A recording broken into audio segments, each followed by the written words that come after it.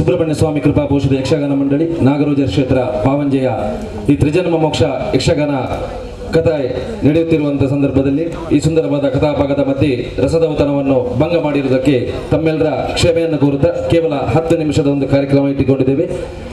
ಪಟ್ಲ ಭಾಗವತರಿಗೆ ಸನ್ಮಾನ ಕಾರ್ಯಕ್ರಮವನ್ನು ಇಟ್ಕೊಳ್ಬೇಕೆಂಬುದು ಸೇವಾಕರ್ತರಾದಂತಹ ಜಯಪ್ರಕಾಶ್ ಶೆಟ್ಟಿ ಮತ್ತು ಅವರ ತಂಡದ ಒಂದು ಇರಾದೆ ಇದೆ. ಹಾಗೆ ತೌಡುಗೋಳಿಯ ಯುವಕ ಮಂಡಲ ನರಿಗಾನ ಹಾಗೂ ತೌಡುಗೋಳಿಯ ಆಟೋ ಚಾಲಕ ಮಾಲಕರ ಸಹಕಾರದೊಂದಿಗೆ ಭಂಡಾರ ಮನೆ ಜಯಪ್ರಕಾಶ್ ಶೆಟ್ಟಿ ಅವರ ಅಭಿಮಾನಿಗಳ ಸಹಕಾರದೊಂದಿಗೆ ಉದ್ಯಮಿ ಜಯಪ್ರಕಾಶ್ ಶೆಟ್ಟಿ ಭಂಡಾರ ಮನೆ ಇವರ ಪ್ರಾಯೋಜಕತ್ವದಲ್ಲಿ ಗಾನಗಂಧರ್ವ ಸತೀಶ್ ಪಟ್ಲ ಇವರಿಗೆ ಸನ್ಮಾನ ಕಾರ್ಯಕ್ರಮವನ್ನು ನಡೆಸಿಕೊಳ್ಬೇಕು ಅಂತ ಕೇಳಿಕೊಂಡಿದ್ದಾರೆ. ಆ ಪ್ರಕಾರವಾಗಿ ಪಟ್ಲ ಸತೀಶ್ ಶೆಟ್ಟರನ್ನು ಸನ್ಮಾನಿಸುವವರು ವೇದಿಕೆಗೆ ಬರಬೇಕು ಅಂತ ಕೇಳಿಕೊಳ್ತಾ ಇದ್ದೇವೆ. ಶ್ರೀ ಬಿ ನಾರಾಯಣ ಶೆಟ್ಟಿ ಬಲೆತ್ತೋಡು, ಶ್ರೀಯುತ ನಾರಾಯಣ ಶೆಟ್ಟಿ ಬಲೆತ್ತೋಡು ಇವರು ಮಂಡ್ಯಪದ ವಲಯ ಬಂಡರ ಸಂಘದ ಸ್ಥಾಪಕ ಅಧ್ಯಕ್ಷರು, ಕಲಾವಿದರು ಅವರು ಕೂಡ ವೇದಿಕೆಗೆ ಬರಬೇಕು.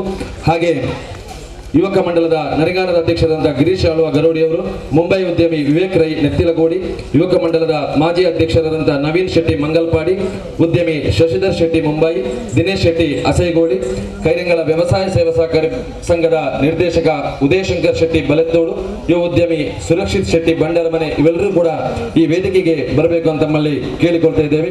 ಹಾಗೆ ಮೈಸೂರು ಎಲೆಕ್ಟ್ರಿಕಲ್ ಇಂಡಸ್ಟ್ರೀಸ್ನ ಅಧ್ಯಕ್ಷರಾಗಿ ಇದೀಗ ಹುದ್ದೆಯನ್ನು ನೇರಿಸುವಂತಹ ಶ್ರೀಯುತ ಸಂತೋಷ್ ಕುಮಾರ್ ರೈ ಬೋಲಿಯರ್ ಇವರು ಕೂಡ ವೇದಿಕೆಗೆ ಬರಬೇಕಂತ ಕೇಳಿಕೊಂಡಿದ್ದಾರೆ. ಶ್ರೀಯುತ ಪಟ್ಲ ಸತೀಶ್ ಶೆಟ್ಟಿ ಅವರನ್ನ ವೇದಿಕೆಗೆ ಕರೆತರಬೇಕು ಅಂತ ಮತ್ತೊಮ್ಮೆ ಸಂಘಟಕರಲ್ಲಿ ವಿನಂತಿಯನ್ನು ಮಾಡ್ತಾ ಇದ್ದೇವೆ.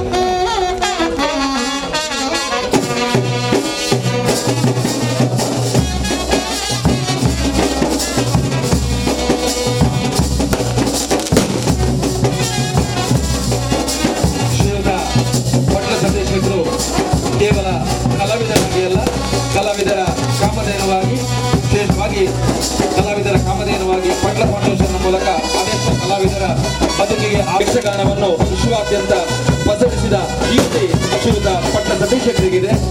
ಆ ಪಟ್ಲ ಸತೀಶ್ ಶೆಟ್ಟರನ್ನು ಇವತ್ತು ನಾವು ಗೌರವಿಸುವುದಕ್ಕೆ, ಸನ್ಮಾನಿಸುವುದಕ್ಕೆ ಹೆಮ್ಮೆ ಪಡ್ತಾ ಇದ್ದೇವೆ. ಅವರ ನೇತೃತ್ವದಲ್ಲಿ ಇವತ್ತು ಶ್ರೀ ಜ್ಞಾನಶಕ್ತಿ ಸುಬ್ರಹ್ಮಣ್ಯ ಸ್ವಾಮಿ ಕೃಪಾಪೋಷಿತ ಯಕ್ಷಗಾನ ಮಂಡಳಿ ನಾಗರಾಜ ಕ್ಷೇತ್ರ ಪಾವಂಜೆ ಇದರ ಸಂಚಾಲಕತ್ವವನ್ನು ವಹಿಸಿಕೊಂಡಂತಹ ಶ್ರೀಯುತ ಸತೀಶ್ ಪಟ್ಲ ವೇದಿಕೆಯವರು ಶ್ರೀಯುತ ಸನ್ಮಾನ ಪೀಠದಲ್ಲಿ ಹಾಜರಾಗಬೇಕಂತ ಕೇಳಿಕೊಳ್ತಾ ಇದ್ದೇವೆ. ಶ್ರೀಯುತ ಪಟ್ಲ ಸತೀಶ್ ಶೆಟ್ಟರ ಬಗ್ಗೆ ನಾನೇನು ಇಲ್ಲಿ ವಿಶೇಷವಾಗಿ ಮಾತಾಡಬೇಕು ಅಂತ ಹೇಳ್ತಾ ಇಲ್ಲ. ಪಟ್ಲ ಸತೀಶ್ ಶೆಟ್ಟರ ಬಗ್ಗೆ ಯಾರಿಗೂ ಗೊತ್ತಿಲ್ಲದಿಲ್ಲ.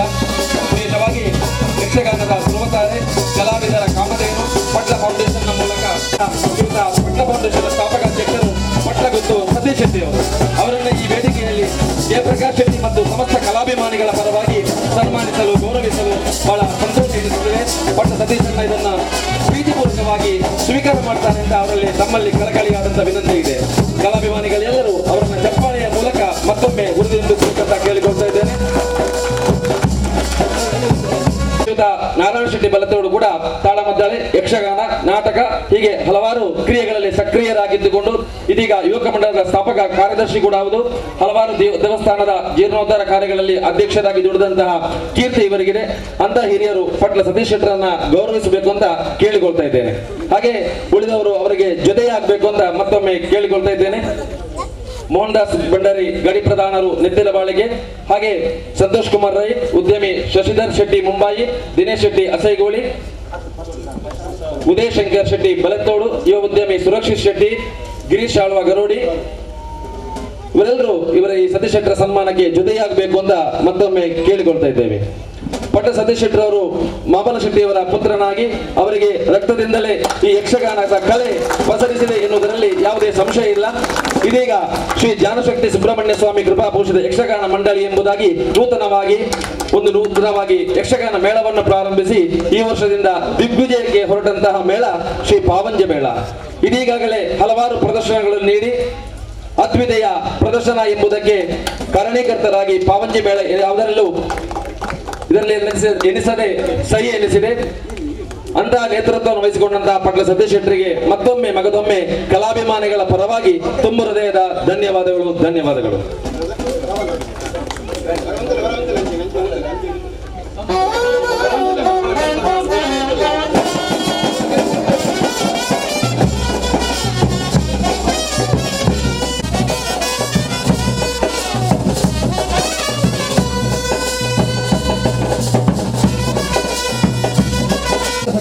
ಬಗ್ಗೆ ಎರಡು ಮಾತುಗಳನ್ನು ಮಾಡಬೇಕಂತ ಕೇಳಿಕೊಳ್ತೇನೆ.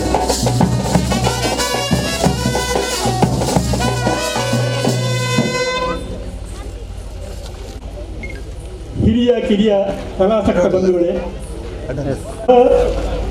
ಒಂದು ಅಮೂಲ್ಯವಾದ ಸ್ವರ ಮಾಧುರ್ಯ ಯುದ್ಧ ಗಾನ ಗಂಧರ್ವ ಅಂತ ಅನಿಸಿಕೊಂಡವರು ಈವರೆಗೆ ಅವರಿಗೆ ನೂರಾರು ಬಿರುದುಗಳು ಸಿಕ್ಕಿದೆ, ಸಾವಿರಾರು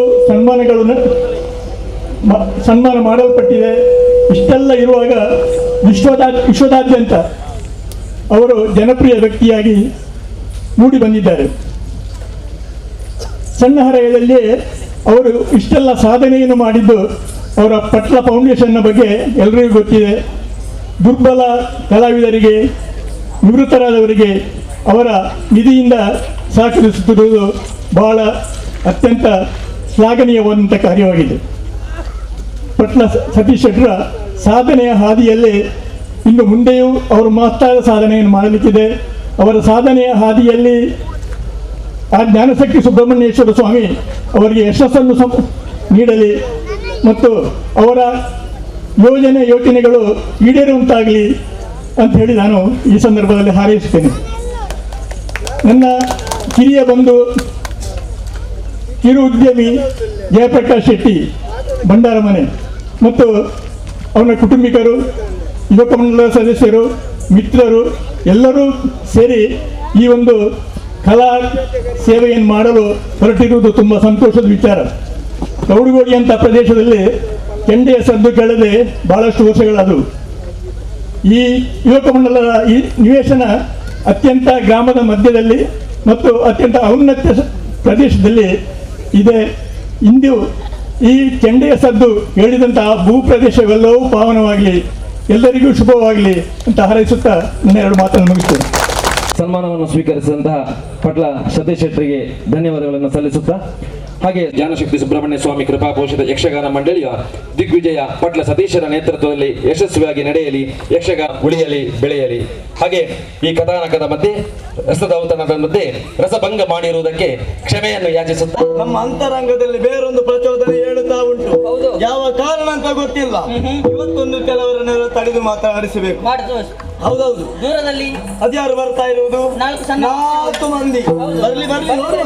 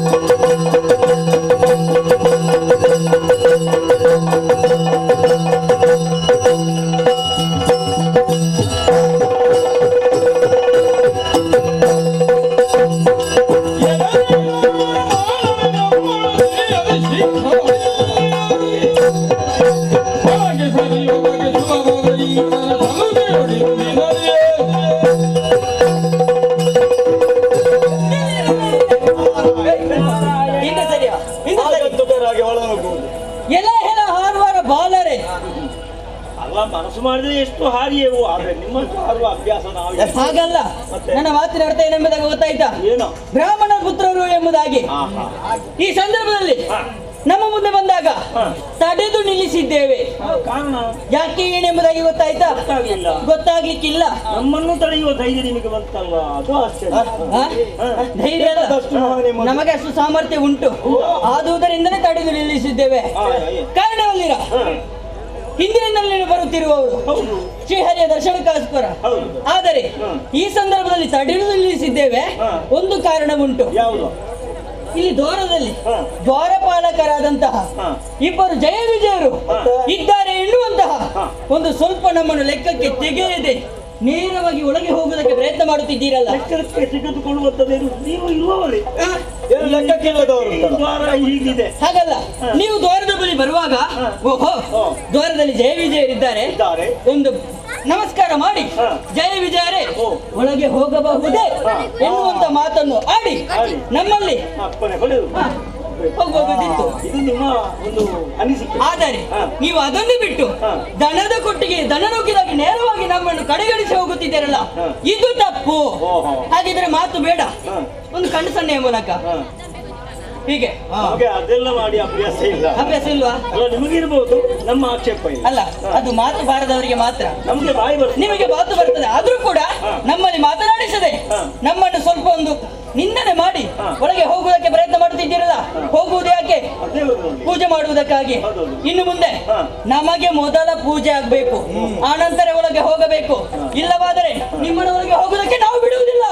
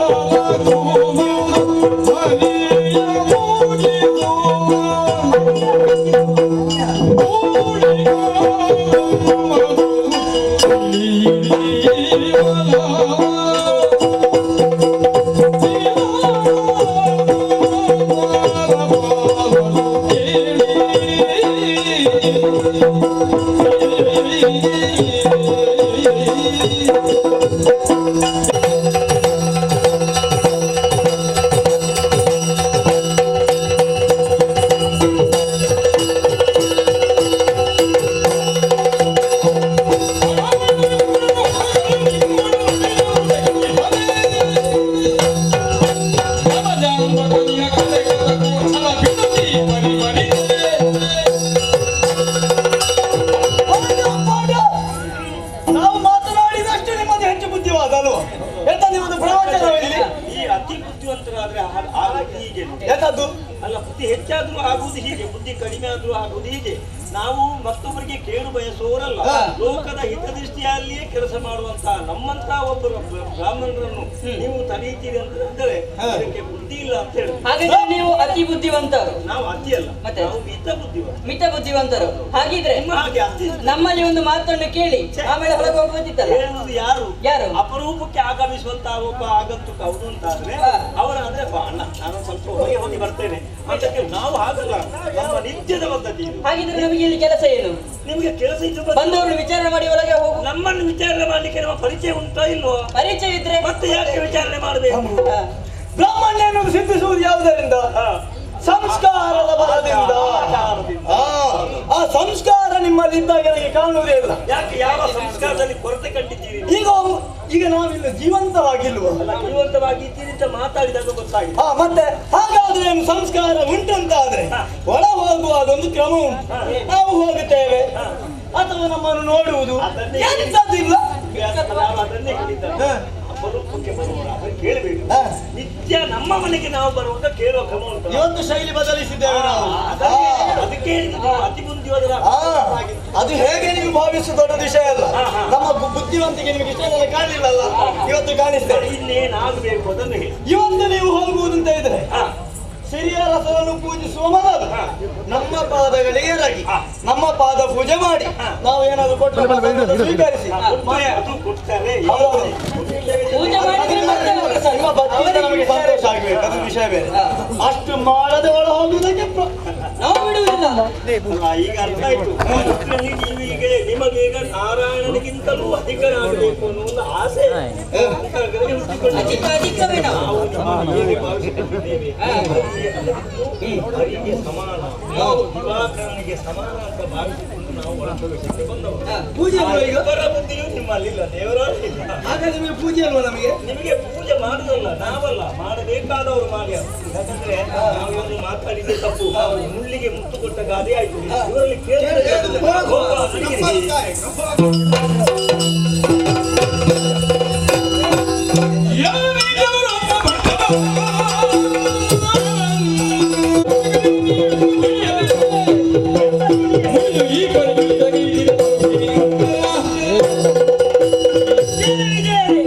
ಯಾವತ್ತೂ ಕೂಡ ಪಶ್ಚಿಮ ದ್ವಾರದಿಂದ ಹೋಗುವವರು ನಾವು, ಆದರೆ ಇಂದು ಪೂರ್ವ ದ್ವಾರದಿಂದ ಬಂದಿದ್ದೇವೆ. ಆದರೆ ನಮ್ಮನ್ನು ಒಳಗೆ ಬಿಡದೆ ನಮ್ಮನ್ನು ತಡೆದು ನಿಲ್ಲಿಸುತ್ತಾ ಇದ್ದೀರಾ. ನಾವು ಸಾಮಾನ್ಯರಂತೆ ಇಲ್ಲಿ ಬರುವುದಲ್ಲ, ಎಲ್ಲವನ್ನು ತ್ಯಾಗ ಮಾಡಿ ತ್ಯಜಿಸಿ ಇಲ್ಲಿವರೆಗೆ ಬರುವವರು. ಸುಖ ದುಃಖವನ್ನು ಮೀರಿ ಆಧ್ಯಾತ್ಮಿಕ, ಆದಿದೈವಿಕ, ಭೌತಿಕ ಎನ್ನುವಂತಹ ಮೂರು ತಾಪವನ್ನು ಮೀರಿ ಸಂಕರ್ಷಣ, ಅನಿರುದ್ಧ, ಪ್ರದ್ಯುಮ್ನ, ವಾಸುದೇವ, ನಾರಾಯಣ ಎನ್ನುವಂತ 5 ರೂಪವನ್ನು ಮನಸ್ಸಿನಲ್ಲಿಟ್ಟುಕೊಂಡು ಸಾಯುಜ್ಯ, ಸಾರೂಪ್ಯ, ಸಾಮೀಪ್ಯ, ಸಾಲುಕ್ಯ ಎನ್ನುವಂತಹ ಚತುರ್ವಿಧ ಮೋಕ್ಷಗಳನ್ನು ಬಯಸಿ ಹರಿಯನ್ನು ಪೂಜಿಸುವುದಕ್ಕೆ ನಾವು ಬರುವವರು. ಹರಿಯ ರೂಪವನ್ನು ಹೋಲುವ ಮಾತ್ರಕ್ಕೆ ಹರಿಯ ಯೋಗ್ಯತೆ ಬರುವುದಕ್ಕೆ ನಿಮಗೆ ಎಂದಿಗೂ ಸಾಧ್ಯವಿಲ್ಲ. ಚ್ಯುತಿ ಇಲ್ಲದ ಅಚ್ಯುತನಾಥ, ಕೇಶವನ್ನು ಕಳೆಯುವ ಕೇಶವನಾಥ, ಮುಕ್ತಿಯನ್ನು ಕರುಣಿಸುವ ಮಧುಸೂದನನಾಥ, ಆಕಾಶಂ ಪತಿದಂತೋಯಂ ಯಥಾಗತ್ಯತಿ ಸಾಗರ, ಸರ್ವದೇವ ನಮಸ್ಕಾರಂ ಕೇಶವ ಪ್ರತಿಗಚ್ಚತಿ.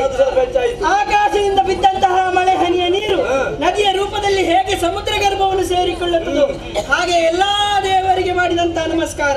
ಕೊನೆಯದಾಗಿ ಗೋವಿಂದ ಎಂಬುದಾಗಿ ಸೇರುವುದು ವಿವೇಕವನ್ನು.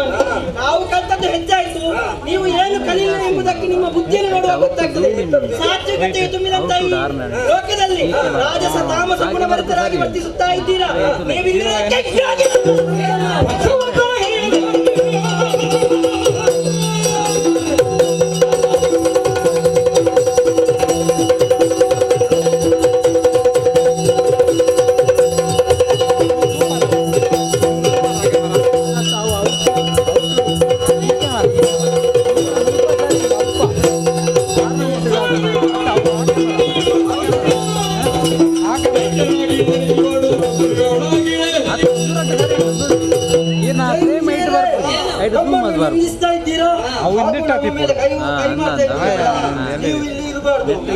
ಭೂಲೋಕದಲ್ಲಿ ದುಷ್ಟನಾಗಿ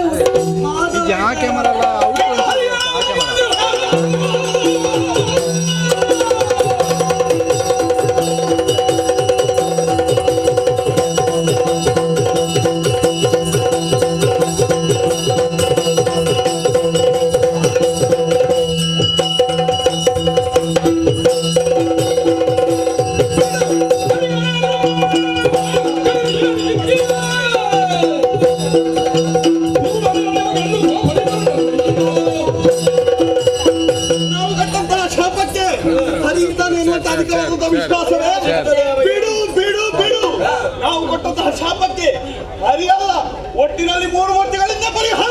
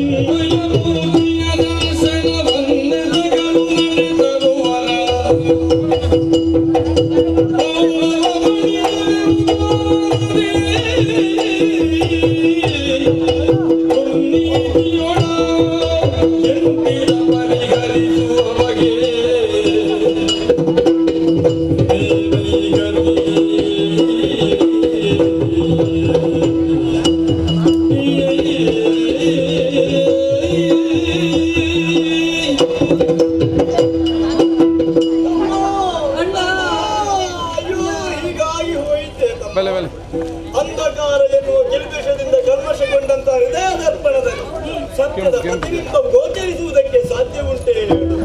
ಅದು ಅನ್ವರ್ಥರಾಗಿ ವ್ಯವಹರಿಸಿದೆ. ಯಾಕೆ ಹೀಗೆ ನಾವು ಇಂದು ಮಾಡಿದೆವು ಎನ್ನುವ ಹಾಗೆ ನಮ್ಮ ಮತಿಗೆ ಒಳೆಯುತ್ತಾ ಇಲ್ಲ. ಹಾಗಾದ್ರೆ ನಾವು ಮಾಡಿದ ಅಪರಾಧವೇ. ಯಾವ ಕಾಲಕ್ಕೆ ಅವರ ಆಡಿದಂತಹ ಬಿರುಸಿನ ಮಾತುಗಳು ಕರ್ಣಗಳಿಗೆ ನಾಟಿತು, ಆವಾಗ ನಮ್ಮ ತಪ್ಪಿನ ಅರಿವಾಗಿ ನಮಗೆ ನಾವಿನ ಭೂಲೋಕದಲ್ಲಿ ಹುಟ್ಟಬೇಕೆಂದು ವೈಕುಂಠ ಇಲ್ಲವೇ ನಮಗೆ? ಹಾಗಾದ್ರೆ ಸರ್ವವನ್ನು ಸರ್ವ ರೋಗಗಳನ್ನು ಸರ್ವ ಪಾಪಗಳನ್ನು ಪರಿಹರಿಸಬಲ್ಲ, ಪಾಪವನ್ನು ತೊಳೆದು ಹಾಕಬಲ್ಲಂತ ದೇವರು ನಮಗಿಲ್ಲ. ಹಾಗಾದ್ರೆ ಅಲ್ಲಿಗೆ ಹೋಗೋಣ.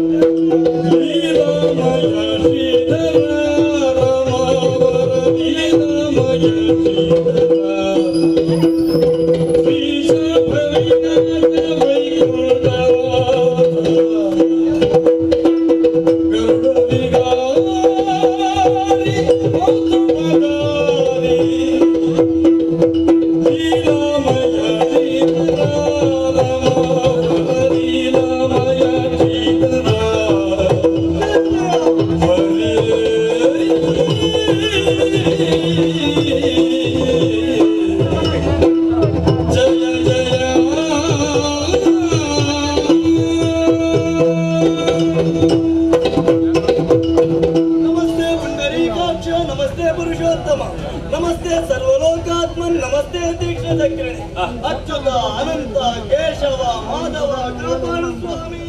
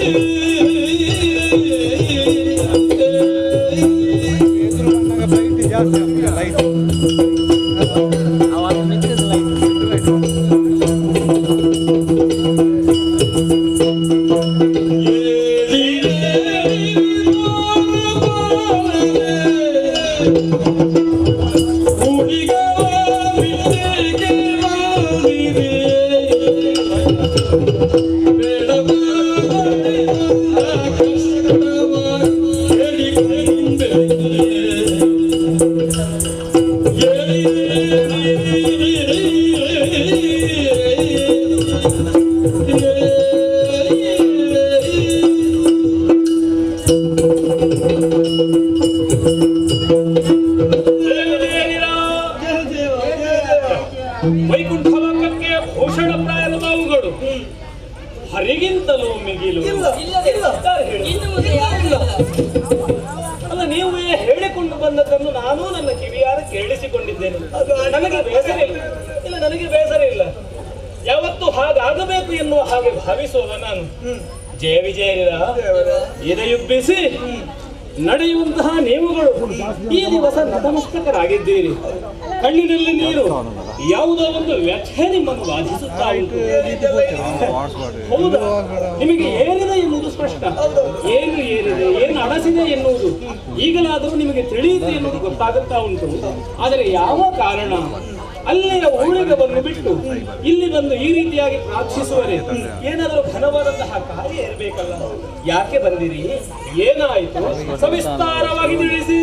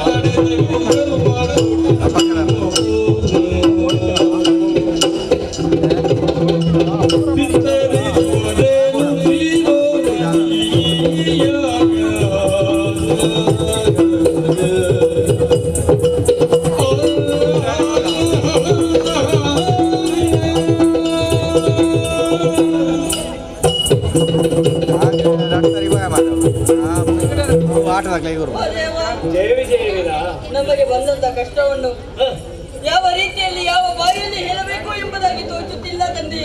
ಕಷ್ಟವೇ ಹೌದು ದೇವ. ನಿಮಗೆ ಹಾ. ಅಯ್ಯೋ ಊಹಿಸುವುದಕ್ಕೆ ಸಾಧ್ಯ ಇಲ್ಲ. ಯಾಕೆ ದೇವ, ಎಂದಿನಂತೆ ಇಂದು ಕೂಡ ದ್ವಾರದ ಬಳಿ ನಮ್ಮ ಕರ್ತವ್ಯ ನಾವು ತೊಡಗಿರುವಂತ ಸಂದರ್ಭ. ಅಲ್ಲಿಗೆ ತನಕ ನಾವು ಸಾತ್ವಿಕ ಗುಣದಲ್ಲಿ ಇದ್ದವರು. ಒಮ್ಮೆಗೆ ರಾಜಸ ಗುಣ ಹೆಚ್ಚಾಯಿತು ನಮ್ಮಲ್ಲಿ. ಆಗ ನಮ್ಮ ಮುಂದೆ ಬಂದವರು ನಿಮ್ಮನ್ನು ಪೂಜಿಸುವುದಕ್ಕಾಗಿ ದಿನನಿತ್ಯ ಬರ್ತಾರಿಲ್ಲವೇ? ಹೌದು, ಅವರು ಬರ್ತಾ ಇದ್ದರು. ಅವರನ್ನು ತಡೆದು ನಿಲ್ಲಿಸಿದೆವು. ಹೌದು, ನಾವು ಎಷ್ಟು ಎಂಬುದು ಸ್ವಲ್ಪ ಅವರಿಗೆ ಹೇಳಬೇಕಾಗಿತ್ತು. ಅದಕ್ಕೆ ಸ್ವಲ್ಪ ಗರ್ವದಿಂದ ತಡೆದು ನಿಲ್ಲಿಸಿ ಮಾತನಾಡಿಸಿದೆವು. ಆದರೆ ಅದರಿಂದ ಕೋಪಗೊಂಡದವರು ಶಾಪವನ್ನು ಕೊಟ್ಟಿದ್ದಾರೆ. ಭೂಲೋಕದಲ್ಲಿ ದುಷ್ಟರಾಗಿ ಹುಟ್ಟಿ ಎಂಬುದಾಗಿ ಮೂರ್ತಿಗಳಿಂದಲೂ ಪರಿಹಾರ ಸಿಗದೆ ಹೋಗಿ ಸಾರಿದ್ದಾರೆ. ನಿಮಗೆ ಶಾಪ?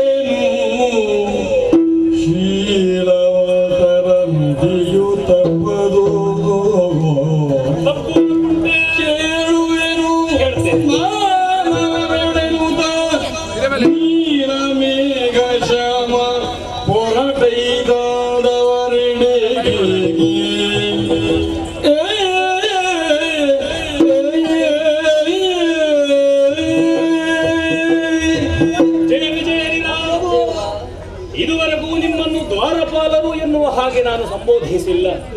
ವೈಕುಂಠ ಲೋಕದ ಸ್ವಾಗತಕಾರರು ನೀವು. ಸ್ವಾಗತಕಾರರು ಹೇಗಿರಬೇಕು ಎನ್ನುವ ಹಾಗೆ ಉಳಿದ ಪ್ರಪಂಚಕ್ಕೆ ಪಾಠರೂಪವಾಗಿ ನೀವು ಒದಗಿ ಬರಬೇಕಿತ್ತು. ಸದಾ ನಗನಗುತ್ತಾ ಬರುವವರನ್ನು ಸ್ವಾಗತಿಸುವಂತಹ ಸಾತ್ವಿಕ ಗುಣ ನಿಮ್ಮಲ್ಲಿ ಒಳಗೊಂಡಿರಬೇಕಿತ್ತು. ಬದಲಾಗಿ ಗರ್ವಾಡಿಸಿದೆ ನಿಮಗೆ. ಸಾತ್ವಿಕರಾದಂತಹ ಸನಕ ಸನಂದಾದಿಗಳ ಯೋಗ್ಯತೆ ಏನು, ಶ್ರೇಷ್ಠತೆ ಏನು ಎನ್ನುವ ಹಾಗೆ ಪ್ರಪಂಚವೇ ತಿಳಿದುಕೊಂಡಿದೆ. ಈ ತನ್ಮಧ್ಯೆ ಅವರು ಒಳಪ್ರವೇಶಿಸುವುದಕ್ಕೆ ನೀವು ಅಡ್ಡಿದಾರಿಯಾದಾಗ ಅವರು ಪರಿಣಾಮವಾಗಿ ಶಾಪಕ್ಕೊಳಗಾದರು ನೀವು. ಜಯ ವಿಜಯರಿರ, ಯಾಕೆ ನಿಮಗಿಂತಹ ರಾಜಸ ಅಡಸಿತು? ಇದು ಮುಂದಿನ ತಾಮಸೀ ಪ್ರವೃತ್ತಿಗೆ ಕಾರಣವಾಯಿತು ನನಗಂತೂ ಅರ್ಥವಾಗುವುದಿಲ್ಲ. ಜ್ಞಾನ ಸುಖಪ್ರಚುರವಾದಂತಹ ಸರ್ವೋತ್ತಮ ನಗರ ಇದು. ಸೌಧಾರಾಮ ಹೃದಾದಿಗಳಿಂದ ನಿತ್ಯವೂ ಶೋಭಿಸಲ್ಪಡುವ ವೈಕುಂಠ ಲೋಕದಲ್ಲಿ ನೀವು ಹೇಗಿರಬೇಕು, ಉಳಿದವರು ಹೇಗಿರಬೇಕು ಎನ್ನುವ ಹಾಗೆ ನನ್ನ ಅಧ್ಯಾದೇಶವನ್ನು ಪಾಲಿಸಿದವರು. ಈ ತನ್ಮಧ್ಯೆ ನಿಮಗೆ ಗರ್ವಾಡಿಸಿತು. ನಿಮಗೆ ಶಾಪ ಕೊಟ್ಟದ್ದು ಶೀಲವಂತರು. ಶೀಲವಂತರ ನುಡಿ ಯಾವತ್ತಾದರೂ ತಪ್ಪುವುದಕ್ಕುಂಟೆ. ಅವರ ಶಾಪವಾಕ್ಯದಂತೆ ನೀವು ಭೂಲೋಕದಲ್ಲಿ ದುಷ್ಟರಾಗಿ ಹುಟ್ಟಲೇಬೇಕಾದ ಈಗ ಅರ್ಥ ಆಗುತ್ತಾ ಉಂಟು. ಹಾಗೆಂದುಕೊಂಡು ನೀವು ಮಾಡಿರುವಂತಹ ಈ ತಪ್ಪು ಮನ್ನಿಸುವುದಕ್ಕೆ ಅಕ್ಷಮ್ಯ ಎನ್ನುವ ಹಾಗೆ ನಾನು ಭಾವಿಸಿದ್ದೇನೆ. ಒಂದು ವೇಳೆ ಸಾತ್ವಿಕರಾದಂತಹ ಅವರುಗಳನ್ನು ಮಾಡಿ ನಿಮ್ಮನ್ನು ಕ್ಷಮಿಸುತ್ತೇವೆ ಎನ್ನುವಂತಹ ಔದಾರ್ಯವನ್ನು ತೋರಿದರೆ ನನ್ನ ಬಳಿಯಲ್ಲಿ ಉಳಿಯುವಂತಹ ಯೋಗ್ಯತೆ ನಿಮ್ಮ ಪಾಲಿಗೆ ಬರಬಹುದು. ನಾನು ಪ್ರಯತ್ನಿಸ್ತೇನಷ್ಟೇ.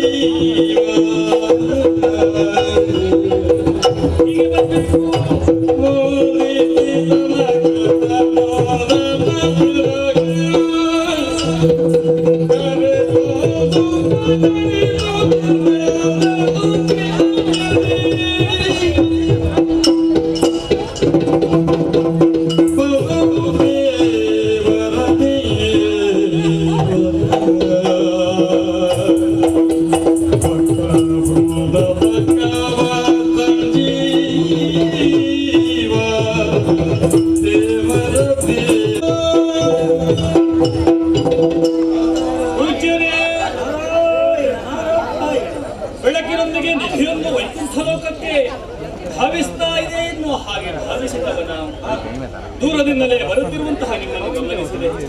ಆದರ ಆತಿಥ್ಯದಿಂದ ಬರಮಾಡಿಕೊಂಡ ಸ್ವಾಮಿ ತಮ್ಮಂತವರು ಏರಿಕೊಳ್ಳುವಂತೆ ಸೀಮಿತವಾದಂತಹ ಭಾಸವನ್ನು ಹೊಂದಿದ್ದೇನೆ.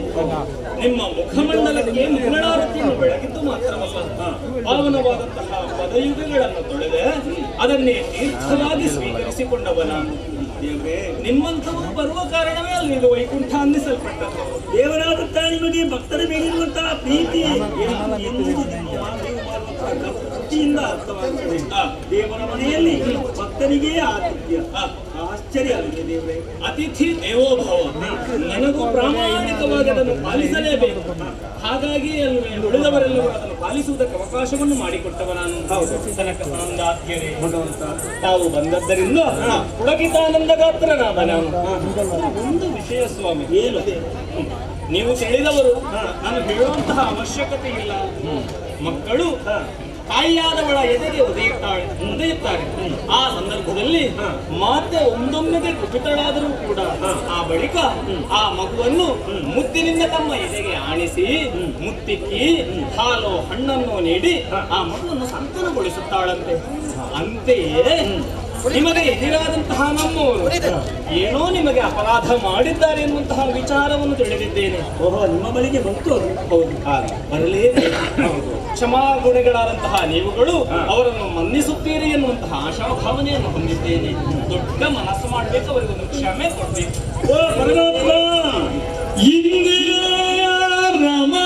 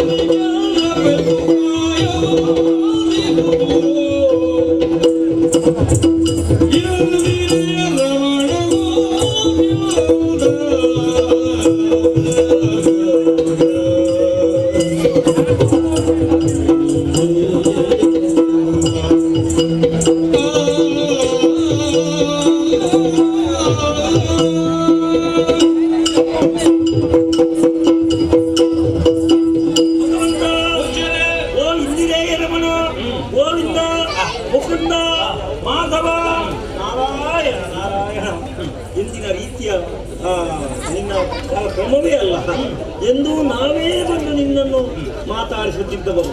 ಇಂದು ಹಾಗಲ್ಲ, ನೀನಾಗೇ ನನ್ನ ಬಳಿಗೆ ಬಂದಿದ್ದೆ. ಕಾರಣ ಏನು ಅಂತ ಕೇಳಿದ್ರೆ, ನಮ್ಮಿಂದಲೂ ಒಂದು ಸಣ್ಣ ತಪ್ಪಾಯಿತು ಅನ್ನೋ ಆ ಒಂದು ಅನುಭವ ನಮಗೆ ಮೂಡಿತು. ಆದ್ರೆ ಅಷ್ಟನ್ನು ಮಾಡದೆ ಉಪಾಯವೇ ಇಲ್ಲ.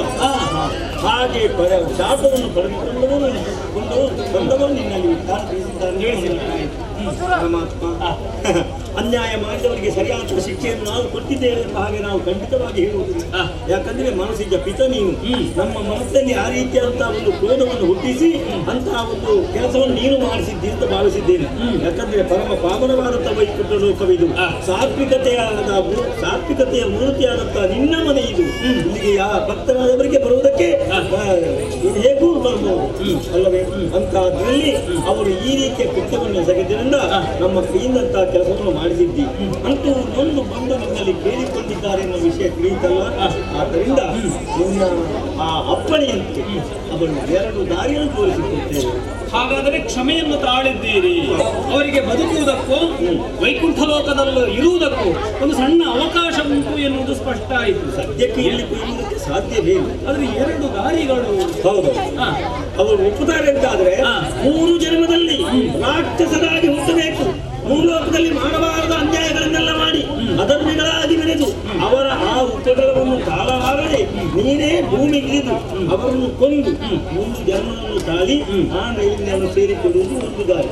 ದುಷ್ಟರಾಗಿ 3 ಜನ್ಮ ಅಥವಾ 7 ಜನ್ಮದಲ್ಲಿ ಭಕ್ತರಾಗಿ ಹುಟ್ಟಿ ನಿನ್ನ ಪಾದವನ್ನೇ ನಂಬಿ ಕೊನೆಗೆ ಹತರಾಗಿ 7 ಜನ್ಮ ಕಳೆದು ನಿನ್ನ ಪಾದದಿಂದ ಈ ವೈಕುಂಠವನ್ನು ಸೇರಲು ಮತ್ತೊಂದು ಹಾದಿ. ಆದ್ದರಿಂದ ಈ ಉಭಯ ಹಾದಿಗಳಲ್ಲಿ ಯಾವುದನ್ನು ಹಿಡಿಯುತ್ತಾರೆ ಅಂತ ತಲೆ ಕೇಳಬೇಕು ಗೊತ್ತಿಲ್ಲ ಅವರಲ್ಲಿ. ಯಾಕಂದ್ರೆ ಒಳ್ಳೆಯ ದಾರಿಯಲ್ಲಿ ಹೋಗುವಂತ ಒಳ್ಳೆಯ ಮನಸ್ಸವರಲ್ಲಿ ಇಲ್ಲ ಅಂತ ನಾವು ಅರ್ಥ ಮಾಡಿಕೊಂಡಿದ್ದೇವೆ. ಅಂತೂ ನೀನು ಕೇಳುವುದು ನಿನ್ನ ಕರ್ತವ್ಯ. ಇದು ಕ್ಷಮೆ ಯಾಚಿಸ್ತಾ ಇದ್ದಾರಲ್ಲ, ಅದನ್ನೇ ಕೇಳಿ ನೋಡು. ಎಲ್ಲಿಯಾದ್ರೂ ಒಪ್ಪುವುದಕ್ಕೆ ಸಾಧ್ಯತೆ ಇದ್ರೆ ಒಪ್ಪಲಿ. ಪೂಜ್ಯರೇ 3 ನಾನು ಅವರಲ್ಲಿ ಪ್ರಥಮದಲ್ಲೇ ಆಡಿದ್ದೆ. ಶೀಲವಂತರ ನುಡಿಯು ತಪ್ಪದು. ಒಂದೊಮ್ಮೆಗೆ 7 ಜನ್ಮ ಆದೀತು ಎನ್ನುವ ಹಾಗೆ ಆಯ್ಕೆ ಮಾಡಿದರೆ ಶೀಲವಂತರಾದಂತಹ ನಿಮ್ಮ ನುಡಿ ತಪ್ಪುವುದಿಲ್ವ? ಮತ್ತೆ ತಪ್ಪಬಾರದು ಎನ್ನುವ ಹಾಗಿದ್ರೆ ಅವರು 3 ಜನ್ಮವನ್ನೇ ಆಯ್ಕೆ ಮಾಡಿಕೊಳ್ಳಬೇಕು. ಅವರ ಆಯ್ಕೆಯ ಯೋಚನೆ ಅದೆಲ್ಲ ಹರಿಯಲ್ಲಿ ಇರಬಹುದು ಎನ್ನುವ ಹಾಗೆ ನಾನು ಯೋಚಿಸಿದ್ದೇನೆ. ಏನೇ ಇರಲಿ, ಕ್ಷಮಾಗುಣಿಗಳಾದಂತಹ ನಿಮ್ಮಿಂದ ಮಾತ್ರ ಇಂತಹ ಔದಾರ್ಯವನ್ನು ತೋರಿಸುವುದಕ್ಕೆ ಸಾಧ್ಯ. ಶತ್ರುಗಳನ್ನು ಮಿತ್ರರಂತೆ ಪ್ರೀತಿಸುವಂತಹ ಉದಾಮೂತ ನಿಮ್ಮಲ್ಲುಂಟು. ಕೋಕಿಲಾನಾಂ ಸ್ವರೋರೂಪಂ ನಾರೀ ರೂಪಂ ಪತಿವ್ರತಾಂ ವಿದ್ಯಾರೂಪಂ ಕುರೂಪಾಣಾಂ ಕ್ಷಮಾರೂಪಂ ತಪಸ್ವಿನಾಂ. ಕೋಗಿಲೆಗೆ ಅದರ ದೇಹ ಕಪ್ಪಾಗಿದ್ದರೂ ಕೂಡ ಮಧುರವಾದಂತಹ ಸುಸ್ವನ ಎನ್ನುವುದು ಅವರಿಗೆ ಅದಕ್ಕೆ ಒಳ್ಳೆಯ ರೂಪವನ್ನು ಒದಗಿಸಿಕೊಡುತ್ತದೆಯಂತೆ. ಹೆಣ್ಣುಗಳು ಮೇಲ್ನೋಟಕ್ಕೆ ಎಷ್ಟೇ ಸುಂದರಿಯಾಗಿದ್ದರೂ ಕೂಡ ಅವಳಲ್ಲಿರುವಂತಹ ಗುಣ ವ್ಯಕ್ತ ಆಗುವುದು ಯಾವಾಗ? ಅವಳಲ್ಲಿರುವಂತಹ ಪತಿವ್ರತ ಧರ್ಮವೇ ಅವಳಿಗೆ ನಿಜವಾದಂತಹ ರೂಪವನ್ನು ಒದಗಿಸಿಕೊಡುತ್ತದೆಯಂತೆ. ಒಬ್ಬ ಎಷ್ಟೇ ಕುರೂಪಿಯಾಗಿದ್ದರೂ ಅವನಲ್ಲಿ ಅಗಣಿತವಾದಂತಹ ವಿದ್ಯೆಯ ಮಹಿಮೆ ಇದ್ದರೆ ಅವನು ಅದರಿಂದಲೇ ರೂಪವಂತನಾಗಿ ಪ್ರಪಂಚ ಮುಖದಲ್ಲಿ ಗೋಚರಿಸ್ತಾನೆ. ಅಂತೆಯೇ ಋಷಿಮುನಿಗಳಾದಂತಹ ನಿಮಗೆ ಯಾವುದು ಗುಣ? ಕ್ಷಮೆ, ಅದನ್ನು ನೀವು ತೋರಿಸಿದ್ದೀರಿ ಎಂದ ಮಾತ್ರಕ್ಕೆ ನಾನೂ ಕೂಡ ತೃಪ್ತನಾಗಿದ್ದೇನೆ. ಅಂತವರಿಗೊಂದು ದಾರಿಯನ್ನು ಒದಗಿಸಿಕೊಟ್ಟಿದ್ದೇನೆ. ಪೂಜ್ಯರೇ, ಯಾವತ್ತೂ ಬೇಸರ ಇರಿಸಿಕೊಳ್ಳಬಾರದು. ಇಲ್ಲ, ವೈಕುಂಠ ಲೋಕಕ್ಕೆ ನೀವು ಸದಾ ಬರ್ತಾ ಇರಬೇಕು ಎನ್ನುವಂತಹ ಆಶಾಭಾವನೆಯನ್ನು ಹೊಂದಿದವ ನಾನು. ಬರ್ತೀರಿ ಎನ್ನುವಂತಹ ವಿಶ್ವಾಸವು. ನಾರಾಯಣ ದೇವರೇ, ಇದು ನಮ್ಮ ಮನೆ. ನಮ್ಮ ಮನೆಯಲ್ಲಿ ಏನೋ ಸ್ವಲ್ಪ ವ್ಯತ್ಯಾಸವಾಯಿತು ಅಂತ ವ್ಯತ್ಯಾಸ ಮಾಡಿದವರಲ್ಲಿ ನಾವು ಕೋಪ ತಾಳಬಹುದೇ ಹೊರತು ನಮ್ಮ ಮನೆಯಲ್ಲಿ ಕೋಪ ಮಾಡುವುದಕ್ಕಾಗ್ತದೆ. ಆದ್ದರಿಂದ ನಿನ್ನ ಪೂರ್ಣಾನುಗ್ರಹ ಈ ಪಕ್ಕದ ಮೇಲಿರಲಿ. ನಾವು ಹೋಗಿ ಬರುವುದಕ್ಕೆ ಅಪ್ಪಣೆಯಾಗಿ ಶುಭ.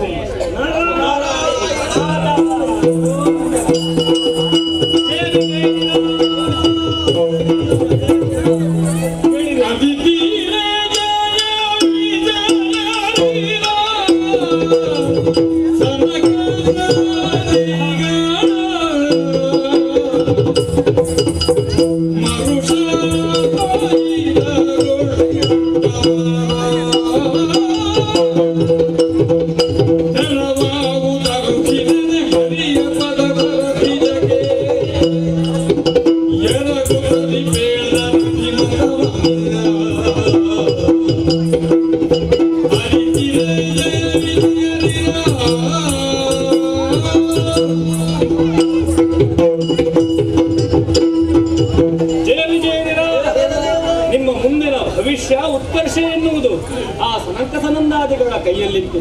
ಹಾಗಾಗಿಯೇ ಉತ್ಸುಕರಾಗಿ ಇಲ್ಲಿಯೇ ಕಾದು ಕುಳಿತವರು ನೀವು ಆಲಿಸಿದ್ದೀರಿ ಎನ್ನುವ ಹಾಗೆ ಭಾವಿಸಿದ್ದೇನೆ. 3 ಜನ್ಮವನ್ನು ತೊಳೆದು ದುಷ್ಟರಾಗಿ ಭೂಲೋಕದಲ್ಲಿ ಕೆಟ್ಟ ಕಾರ್ಯಗಳನ್ನೇ ಮಾಡುತ್ತಾ ನನ್ನ ಮೂಲಕ ಹತರಾಗಿ ವೈಕುಂಠ ಲೋಕವನ್ನು ಸೇರುವಂತಹ ಬಗೆ ಒಂದಾದರೆ, ಸದಾ ಸತ್ಯ ಸದ್ಧರ್ಮದಿಂದಲೇ ಪ್ರಪಂಚ ಮುಖದಲ್ಲಿ ಸಾಗಿ ಆ ಮೂಲಕ ಒಳ್ಳೆಯ ವ್ಯಕ್ತಿಗಳಾಗಿ 7 ಜನ್ಮವನ್ನು ತಳೆದು ಆ ಬಳಿಕ ವೈಕುಂಠ ಲೋಕವನ್ನು ಸೇರಿಕೊಳ್ಳುವುದು. 2 ದಾರಿಗಳಿದೆ, ಅವಕಾಶ ಇದೆ, ಆಯ್ಕೆ ಮಾತ್ರ ನಿಮಗೆ ಬಿಟ್ಟದ್ದು. ಪ್ರಭು, 7 ಜನ್ಮ ಶೀಲವಂತರಾಗಿ ಬಾಳುವುದು ಇದು ಲೋಕಸಮ್ಮತವಾದಂತಹ ನಡೆ. ಆದರೆ ಅದು ದೀರ್ಘವೆನಿಸಲ್ಪಡುತ್ತದೆ ನಿನ್ನ ಅಗಲುವಿಕೆಯಿಂದ. ಆ ಕಾರಣದಿಂದಲೇ ಶೀಘ್ರಾತಿ ಶೀಘ್ರವಾಗಿ ನಿನ್ನನ್ನು ಸೇರುವುದಕ್ಕೆ ಬೇಕಾಗಿ ನಮ್ಮ ಆಯ್ಕೆ ಒಂದೇ. ದುಷ್ಟರಾಗಿ 3 ಜನ್ಮವನ್ನು ತಳೆದು ಬರುತ್ತೇನೆ. ನಿನ್ನಿಂದಲೇ ವಧಿಸಲ್ಪಟ್ಟು ಶೀಘ್ರಾತಿ ಶೀಘ್ರವಾಗಿ ನಿನ್ನನ್ನು ಸೇರುವುದಕ್ಕೆ ಅನುಗ್ರಹ ಮಾಡುತ್ತೇನೆ. ಭೂಲೋಕವು ಒಂದರ್ಥದಲ್ಲಿ ನನ್ನ ವೈಕುಂಠ ಸಾನ್ನಿಧ್ಯವೇ ಹೌದು ತಾನೆ. ಆತ್ಮಶೋಧನೆಯಿಂದ ಔನ್ನತ್ಯವನ್ನು ಸಂಪಾದಿಸುವಂತಹ ಸಾಧನಾ ಭೂಮಿ, ಜೀವೋತ್ಕರ್ಷದ ಬೀಜ ಭೂಮಿಯು ರಂಗಭೂಮಿಯೂ ಆಗಿರುವಂತಹ ಭೂಲೋಕ, ಶ್ರೀಹರಿಯಾದಂತಹ ನನ್ನ ವಿಭೂತಿ ಲೀಲೆಯ ರಂಗಭೂಮಿ. ನಿಮಗೆ ಮುಂದೆ ಅದೇ ವೇದಿಕೆ ನಿರೀಕ್ಷೆಯಲ್ಲಿದ್ದೇನೆ. ಹೋಗಿ ಹೋಗಿ ಭೂಲೋಕ.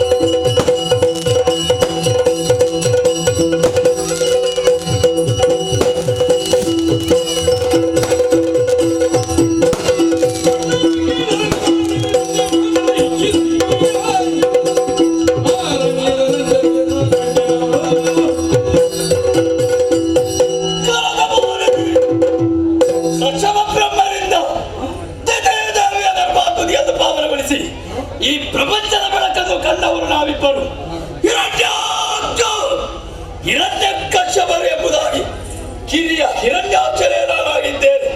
ಏನೇ ಮನೆ ಕಾಡಿನ ವಾತಾವರಣದಲ್ಲಿ ತಿನ್ನುವುದಕ್ಕಿಲ್ಲದೆ ಕಷ್ಟಪಡುತ್ತಿರುವಾಗ ಆ ಋಷಿಮುನಿಗಳು ಬ್ರಾಹ್ಮಣರು ಯಾಗ ಯಜ್ಞಾದಿಗಳನ್ನು ಮಾಡುತ್ತಾ ಇದ್ದರು. ಅವರ ಯಜ್ಞವನ್ನು ಘಟ್ಟವನ್ನು ಹಿಡಿದೆ ನೆಲಕ್ಕ ವಿಷಯವನ್ನು ತಿಳಿದರು. ನನ್ನಮ್ಮ ಬಳಿಗೆ ಕರೆದರು, ಮಗನೇ ನಿನ್ನ ಬದುಕು ಹೀಗಾಗಕೂಡದು, ಅಜೇಯನಾಗಿ ಬೆಳೆಯಬೇಕು, ದುರತ್ತೇರನಾಗಿ ಅಮರತ್ವವನ್ನು ಸಾಧಿಸಬೇಕು ಮಗನೇ. ಹಾಗಾಗಬೇಕು ಅಂತಾದ್ರೆ ವಿಧಿಯಿಂದ ವರವನ್ನು ಪಡೆದುಕೋ ಮಗನೇ ಎಂಬುದಾಗಿ ಹೇಳಿದನಲ್ಲ. ಅವರಿಂದ ಶುಭಾಶೀರ್ವಾದವನ್ನು ಪಡೆದು ಕಾಡಿಗೆ ಹೋದರು.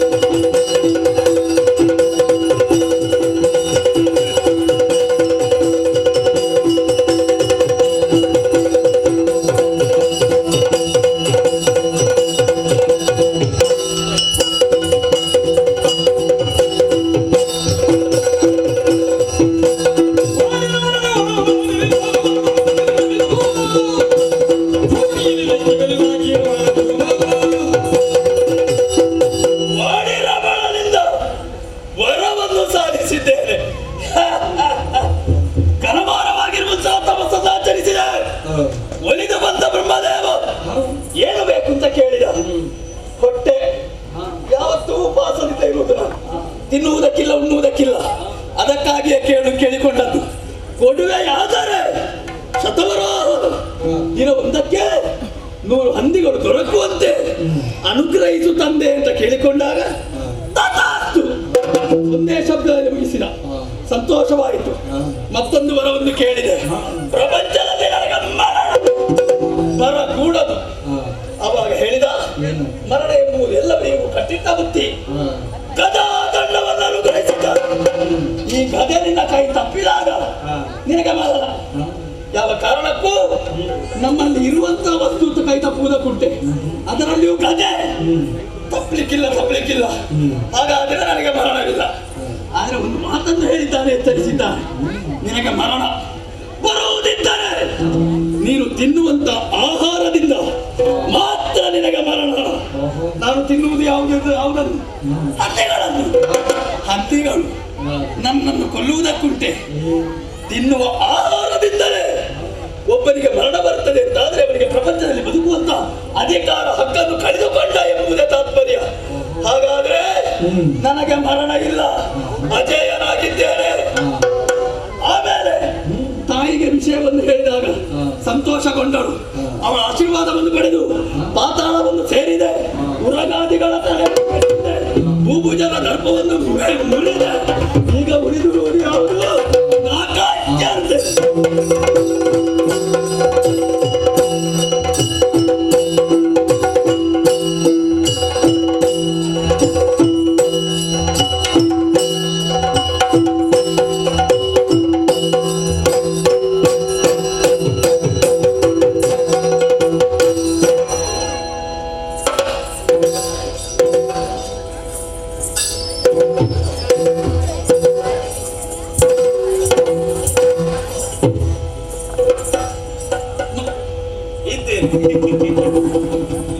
ನಾನು ನಿಮ್ಮ ಹಿಂದೆ ಇತ್ತಿಂದ ಸಂಚರಿಸುವುದು. ನೀನು ಪ್ರೇತದ ಹಾಗೆ ನನ್ನ ಹಿಂದೆ. ಪ್ರೇತ ಮತ್ತೆ ಇಲ್ಲಿ ಒಂದು ಮುಖ್ಯಸ್ಥ.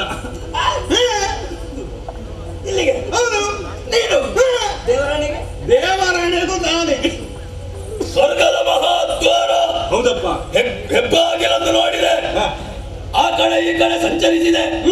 ಯಾರಾದರೂ ಇದ್ದಾರ? ಹೌದು, ದೇವತೆಗಳು ಅಥವಾ ಗಂಧರ್ವರು, ಈ ತರ ವಗೈಲೆ ನೋಡುವಾಗ ಯಾರೂ ಕಾಣಲಿಲ್ಲ. ದೂರದಲ್ಲಿ ನೋಡ್ತೇನೆ, ಒಂದೇ ಬಣ್ಣದ ಒಂದೇ ರೀತಿ ಇರುವ ವ್ಯಕ್ತಿಗಳನ್ನು ದೂರದಿಂದ ನೋಡಿದೆ. ಏನೋ ವಿಶೇಷ ಉಂಟು ಅಂತ ಗೊತ್ತಾಯ್ತು. ದೇವತೆಗಳಲ್ಲ ಅವರೆಲ್ಲ ಸಾಮಾನ್ಯರಲ್ಲ. ಮತ್ತೆ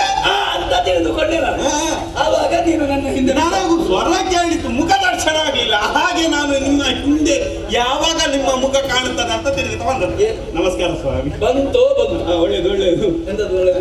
ಬಂತು ಹೌದೇನು ಮುಖ ಕಾಣಬೇಕು ಮುಖ ನೋಡಬೇಕು ಅಂತ ಆದ್ರೆ ಹಿಂದೆ ಬಲಿ ಬರುತ್ತದೆ. ಅಲ್ಲ, ಮತ್ತೆ ನೀವು ವೇಗದೂತ ತಡೆ ರಹಿತವಾಗಿ ಹೋಗ್ತಿದ್ದೀರಲ್ಲ, ಯಾವಾಗ ಸ್ವಲ್ಪ ಕಡಿವಾಣ ಆಗ್ತೀರಿ ವೇಗಕ್ಕೆ ಅಂತ ನಾನು ನಿರೀಕ್ಷೆಯಲ್ಲಿದ್ದೆ. ಹಾಗೆ ಹಾಗೆ ಎಲ್ಲಿಯಾದ್ರೂ ನಿಲುಗಡೆ ವ್ಯವಸ್ಥೆ ಉಂಟು ಅಂತ. ಹೌದೌದು, ಒಳ್ಳೆ ನಿಂತಿದ್ದೀರಲ್ಲ, ಸಂತೋಷ ಆಯ್ತು. ಹೌದೇನು ಏನ್ ಮಾಡುದು ನೀನು? ಸಂದೇಶಚರ, ಬಾಗಿಲ ಭಟ್ಟ, ಕವಾಟ ರಕ್ಷಕ. ಆಗಿಲ್ಲ ಕಾಯುವವ ಅದು ಅಲ್ಲ, ಇದು ಸ್ವರ್ಗದ್ದಲ್ಲ, ಇದಕ್ಕೊಂದು ಯೋಗ್ಯತೆ ಉಂಟು. ನಮ್ಮ ಗುರಿನಲ್ಲಿ ಆದ್ರೆ ಬೇರೆ. ಅದು ಬೇಡ. ಇಲ್ಲಿ ಸ್ವಲ್ಪ ಮೇಲ್ ಮಾಡ್ತದೆ. ಹೌದೌದು. ನೀನು ಹೌದು. ನಿನ್ನ ಉದ್ಯೋಗ ಇಲ್ಲಿ ಬಂದವರು ವಿಚಾರಣೆ ಮಾಡುದು. ಹೌದೇನು ನೀನು ಉದ್ಯೋಗದಲ್ಲಿ ಹಿಂದೆ ಬೀಳಿಲ್ವಾ? ಹಿಂದೆ ನಿನ್ನ ಹೇಳಿದ ಉದ್ಯೋಗವನ್ನು ಸರಿಯಾಗಿ ಮಾಡಿದ್ಯಾ? ಇಲ್ಲ, ನಾನು ಪ್ರಾರಂಭಿಸುವುದಂತ ಎಲ್ಲಿಂದ ಪ್ರಾರಂಭಿಸುವುದು ಅಂತ ನೋಡು. ಈ ಬಂದವರನ್ನು ವಿಚಾರಿಸಿ ನಿನ್ನ ಪ್ರಾರಂಭ. ನಾನು ಇಲ್ಲಿಂದ ಪ್ರಾರಂಭ. ಇಲ್ಲ ಇಲ್ಲ, ಇನ್ನು ಪ್ರಾರಂಭಿಸುವುದೇ. ಹಾಗೆ. ನಮ್ಮಲ್ಲಿ ಹೆಚ್ಚು ವಿವರಣೆ ಬೇಡ, ಸಂದರ್ಭ ಸಹಿತ ಬೇಡ. ಎಲ್ಲ ಒಂದು ಅಂಕದ ಪ್ರಶ್ನೆಗೆ ಉತ್ತರವನ್ನು ಕೊಟ್ಟರೆ ಸಾಕು. ಹೌದಾ? ಹೌದೌದು. ಯಾವುದೆಲ್ಲ ನಿನ್ನ ಪ್ರಶ್ನೆ ಬರಲಿ ನೋಡು. ಮಾನ್ಯರೇ, ನಾನೊಬ್ಬ ಬಂದವ. ಹೌದು. ಸಾಮಾನ್ಯನಲ್ಲ ಅಂತ ತಿಳಿದುಕೊಂಡು ದನ ಗತ್ತಗಾರಿಕೆಯಲ್ಲಿ ಗೊತ್ತಾಗ್ತದೆ. ಮಾನ್ಯ ಟಿವಿಯಲ್ಲಿ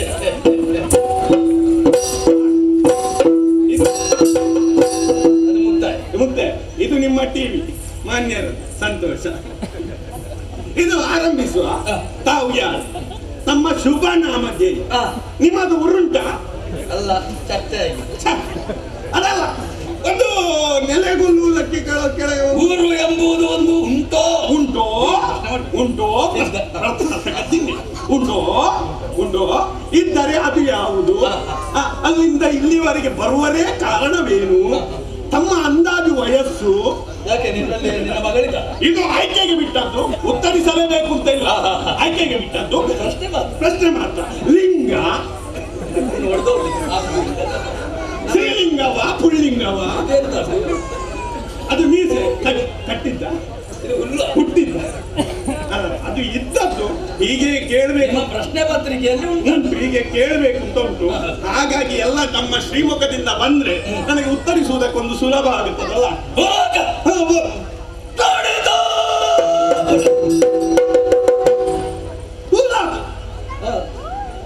ಅದು ಸೋನಿತಾಪುರ, ಹೊಸನಗರ. ನಿಮ್ಮದು ಹೊಸನಗರದಲ್ಲಿ ಇದ್ರ? ಇಲ್ಲಿ ಅಲ್ಲ ನನಗೆ ಕೇಳಿದ ಅಲ್ಲ, ಸೋನಿತಾಪುರ ಅಂತ ನಾನು ಕೇಳಿಲ್ಲ ಈ ಸ್ಥಳ. ಹೊಸತ್ತು. ಅದೇ ಕೇಳಿದ್ದು, ಹೊಸನಗರ. ನಮ್ಮಿಂದಲೇ ಅದು ಸೃಷ್ಟಿಸಲ್ಪಟ್ಟ. ಅದೇ ನನಗೆ ಸೃಷ್ಟಿಸಿ ಮಾಡಿ ಕೊಟ್ಟದ್ದು. ಹಾಗಾಗಿ ಅಲ್ಲಿ ವರ್ತಮಾನ ಕಾಲದಲ್ಲಿ ದೊರೆಯಾಗಿ ಬೆರಗು ನನ್ನ ಮತ್ತು ನಾವು ಅಣ್ಣ ತಮ್ಮಂದಿರು ಯಾರು? ಹಿರಣ್ಯ ಕಚ್ಚಗಳು. ನಾನೇ ಹಿರಣ್ಯ. ಅದೇ ನಿಮ್ಮ ಕಣ್ಣನ್ನು ನೋಡುವಾಗಲೇ ಗೊತ್ತಾಗ್ತದೆ.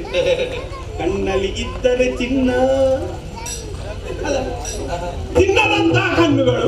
ಇನ್ನು ಮಾರಬೇಡ. ಇಲ್ಲ ಇಲ್ಲ, ಬರುವುದಕ್ಕೆ ಬೇರೆ ಏನು ಕಾರಣವಲ್ಲ. ಏನು? ಇಲ್ಲಿ ನನ್ನ ಚಿಕ್ಕಮ್ಮನ ಮಕ್ಕಳು.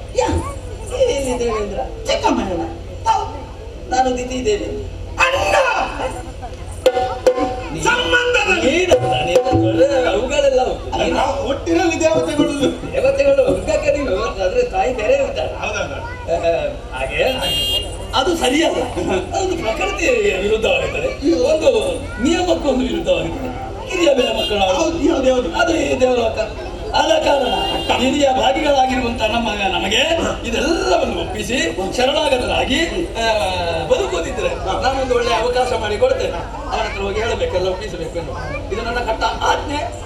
ನಮ್ಮ ಆಜ್ಞೆ. ಹಾಗಂತ ನಾನು ಅವರಲ್ಲಿ ಆಜ್ಞೆ ಅಂತ ಹೇಳುವುದಕ್ಕಾಗುದಿಲ್ಲ. ನಾವೇನಿದ್ರು ದ್ವಾರಪಾಲಕರನ್ನು ಹೋಗಿ ವಿಷಯವನ್ನು ತಿಳಿಸ್ತೇನೆ.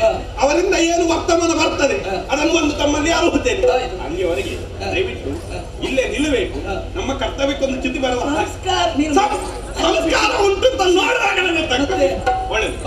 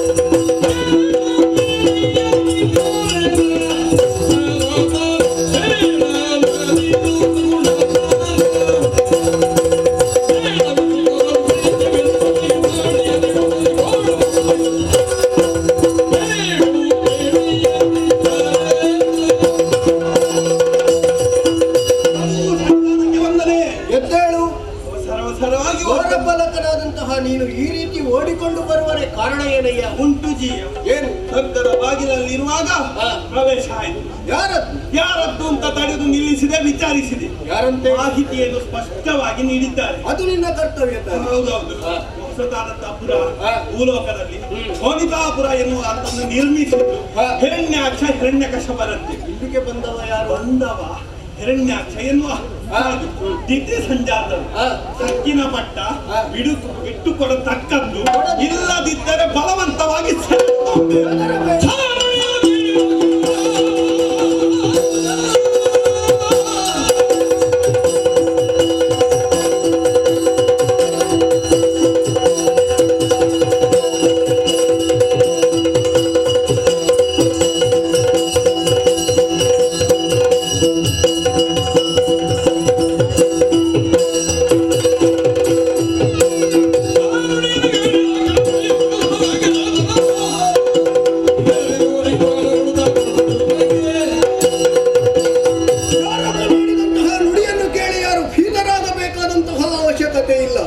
ಬಂದಂತಹ ದುರುಳವಾರವನ್ನು ವಿರೋಧಿಸುವರೆ ನಮ್ಮವರ ಅವಶ್ಯಕತೆ ಇದೆ. ಬರಲಿ ನೋಡೋಣ.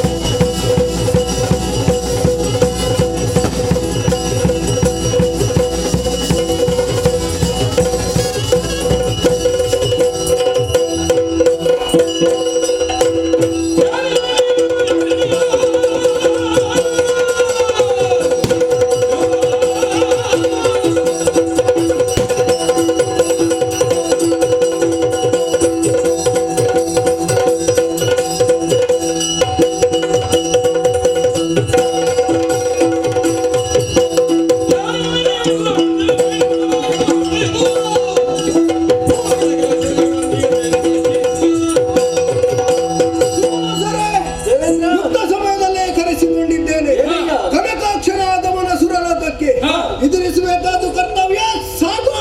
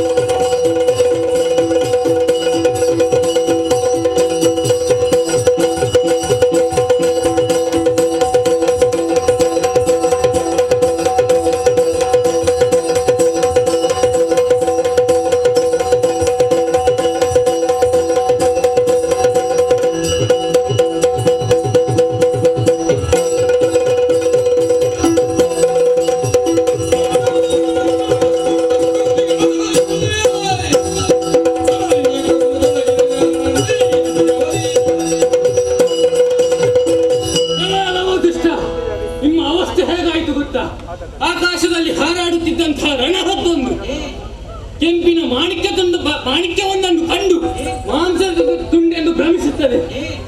ಭ್ರಮಿಸಿ ಅದರ ಮೇಲೆ ಎರಗುತ್ತದೆ. ಹಾಗೆ ಆಯಿತು ನಿಮ್ಮ ಪರಿಸ್ಥಿತಿ. ಜಾಗದ ಸಂಕೇತವಾದಂತಹ ಸ್ವರ್ಗಲೋಕವನ್ನು ಭೋಗದ ಲೋಕವೆಂದು ಭ್ರಮಿಸಿ ದಾಳಿ ಮಾಡುತ್ತಾ ಇರುವೆಯ. ಒಳ್ಳೆ ಮಾತಿನ ಹೇಳುತ್ತಾ ಇದ್ದೇನೆ. ಬಂದ ಹಾಗೆ ಹಿಂದೆ ಹೋದರೆ ಸರಿ. ನನ್ನ ಮಾತಿಲ್ಲ.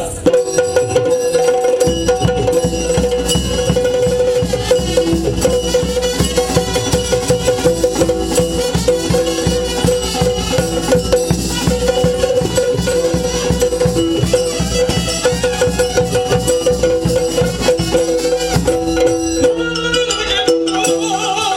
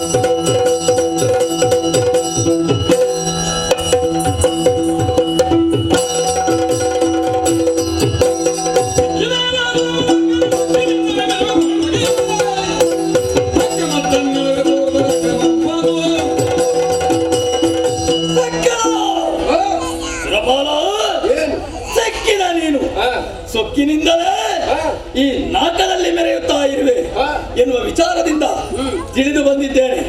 ಬರುವುದಕ್ಕೂ ನಮಗೊಂದು ಹಕ್ಕಿದೆ, ಅದೇನೋ ಹಿರಿಯ ಮಕ್ಕಳು ಅಧಿಕಾರ ಇಲ್ಲಿರುವಂತಹ ಸೌಭಾಗ್ಯವನ್ನು ಕಾಲಿಗೊಪ್ಪಿಸಿ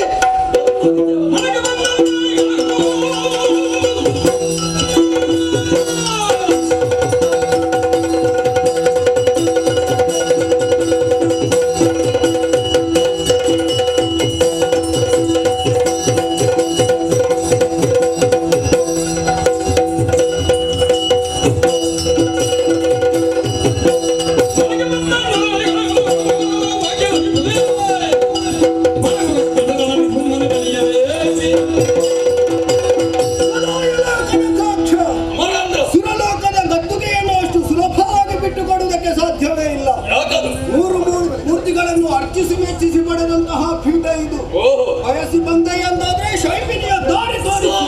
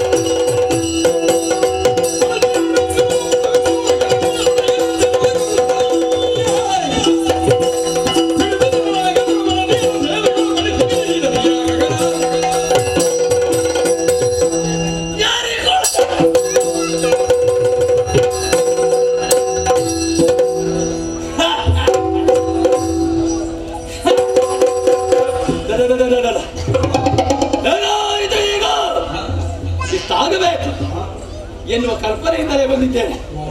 ಎಷ್ಟು ವರ್ಷಗಳ ಪರಿಶ್ರಮ ಇದು. ಸಂತೋಷವಾಯಿತು. ದೇವತೆಗಳೆಲ್ಲ ಹೊಡಿತಾರೆ, ಹುಲ್ಲು ಹುಟ್ಲಿಕ್ಕಿಲ್ಲ. ಇವರೆಲ್ಲ ನಮಗೆ ಸಹಾಯವನ್ನು ಮಾಡುವುದಕ್ಕಾಗಿ ಕಟಿಬದ್ಧವಾಗಿ ನಿಂತಿದ್ದಾರೆ. ನನ್ನ ದಕ್ಷಾಡಳಿತ, ನಾನು ನಡೆದದ್ದೇ ದಾರಿ, ಮಾಡಿದ್ದೆ ಶಾಸನ, ಹೇಳಿದ್ದೆ ಮಾತು ಆಗಬೇಕು ಅಂತಾದ್ರೆ ಒಂದು ಡಂಗುರ ಸಾರಿಸಬೇಕು. ಮೊದಲಿನ ಹಾಗಲ್ಲ, ಆಳ್ವಿಕೆ ಹೀಗೆ ನಡೆಯತಕ್ಕದ್ದು ಇಲ್ಲ. ಮುಖದವರೆಲ್ಲ ಹಿಂದೆ ಅದ್ಯಾಕೆ ಹಾಗೆ ಮಾಡಿದರು? ತಂದೆ ಊರ್ವಶಿ, ಮೇಲಕ್ಕೆ ತಿಲೋತ್ತಮೆ, ಮಂಜುಭಾಷೆ ಇವರೆಲ್ಲ ಇವರು ಓಡ್ಲಿ ಕುಡಿದು ನೀವು ನಿಮ್ಮ ಉದ್ಯೋಗವನ್ನು ಮಾಡಲೇಬೇಕು, ಸಂಭ್ರಮದಿಂದ ನರ್ತಿಸಬೇಕು. ಗಾಯಕ, ಚಿತ್ರಸೇನ ಎಲ್ಲವನ್ನು ಸರಿಯಾಗಿ ಸಂದರ್ಭಕ್ಕೆ ಸರಿಯಾಗಿ ಪದ್ಯ ಹೇಳತಕ್ಕದ್ದು. ಸಂತೋಷದ ವಿಷಯ, ಸಿಂಹ ಕೃಷ್ಣನ ಬಂದು ಹೇಳಿದ್ದೇನೆ, ಇಂದ್ರ ಪದವಿ ಇದು.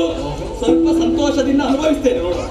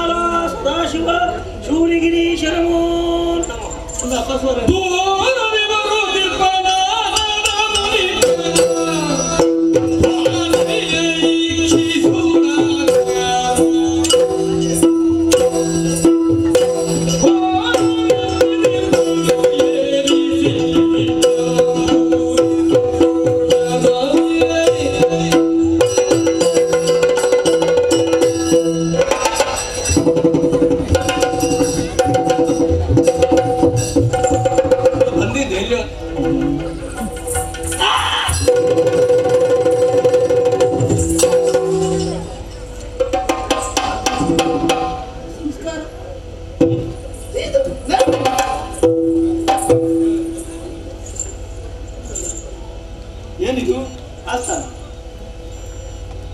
ನೇರ ಹೋಗಿ ಕುಳಿತುಕೊಳ್ಳುವುದಕ್ಕೆ ಯಾರು ಹೇಳಿದ್ದು? ನೀನೇ ಹೇಳಿದ್ದಲ್ಲ. ಯಾವಾಗ, ಎಲ್ಲಿ? ನನ್ನನ್ನು ನೋಡಿದ ತಕ್ಷಣವೇ ತಲೆಯನ್ನು ಹೀಗೆ ಅಲ್ಲಾಡಿಸಿದ್ರು.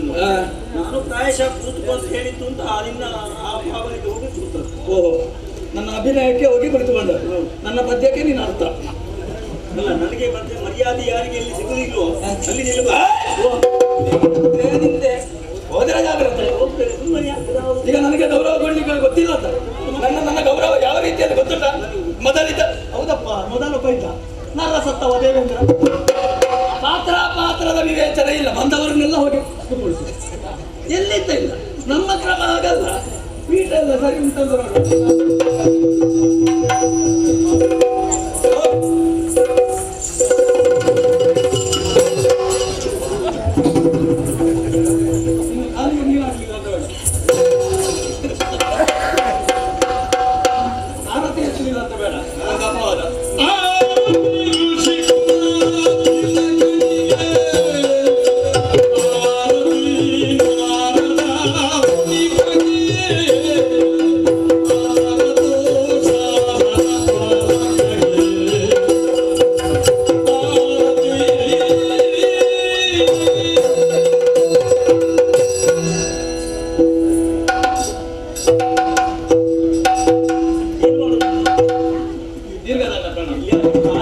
ಕಾಲಲ್ಲಿ ಹಿಡಿದು ಹೇಳಾಗ್ತಿ ಅಂತ ಯಾಕಂದ್ರೆ ಕೂತುಕೊಳಿಸುವಾಗಲೇ ಒಳ್ಳೆಯ ಸನ್ಮಾನ. ಇನ್ನು ಅದಕ್ಕಿಂತ ದೊಡ್ಡ ಸನ್ಮಾನ ಉಂಟು ನನಗೆ ಗೊತ್ತಿಲ್ಲ, ಅದಕ್ಕೆ ಕೇಳಿದ್ದಷ್ಟೇ. ಸನ್ಮಾನ ಇಲ್ಲ ಇಲ್ಲ ಇಲ್ಲ, ಸ್ವಲ್ಪ ಹೌದಾ? ಹಾಗೆಯೇ ದೇವರ್ಷಿಗಳು ಯಾರಲ್ಲಿ ಮಾತಾಡ್ತಾ ಇದೆಯಲ್ಲೋ ಪ್ರಜ್ಞೆ ಆದ್ರೂ ಉಂಟದಿರಿಗೆ. ನಾನು ದೇವರ್ಷಿ, ನಾನು ಹೇಳಿದ್ದೆ ದೇವರ್ಷಿ. ಯಾವ ಭಾಷೆ? ನಾವು ನಿಧಾನಗತಿಯಲ್ಲಿಲ್ಲ, ಸ್ವಲ್ಪ ವೇಗವಾಗಿ. ಆಯ್ತಪ್ಪ, ದೇವಋಷಿಗಳು ಮುಕ್ಕಾಲು ಮೂರು ಗಳಿಗೆಯಲ್ಲಿ ಮೂರು ಲೋಕವನ್ನು ಸಂಚರಿಸುವುದರ ಮೂಲಕ ಸ್ಥಿತಿಗತಿಯನ್ನು ಅರ್ಥೈಸಿಕೊಂಡು ಲೋಕದ ಉದ್ಧಾರಕ್ಕಾಗಿ ಕಲ್ಯಾಣಕ್ಕಾಗಿ ಅವಿಶ್ವಾಸವಾಗಿ ಶ್ರಮಿಸುವಂತ ಜೀವಂತ ವ್ಯಕ್ತಿಗಳು ತಾವು, ಸಮದರ್ಶಿಗಳು ತಾವು. ಸ್ವಾಮಿ, ನಿಮ್ಮನ್ನು ಯಥಾ ರೀತಿಯಲ್ಲಿ ಅಲ್ಲ ನನಗೆ ಸಾಧ್ಯವಾದಷ್ಟು ಸತ್ಕರಿಸಿದ್ದೇನೆ. ಸಂತೋಷವಾಗಿದೆ ನೀವು ಬಂದದ್ದು. ಸ್ವಾಮಿ,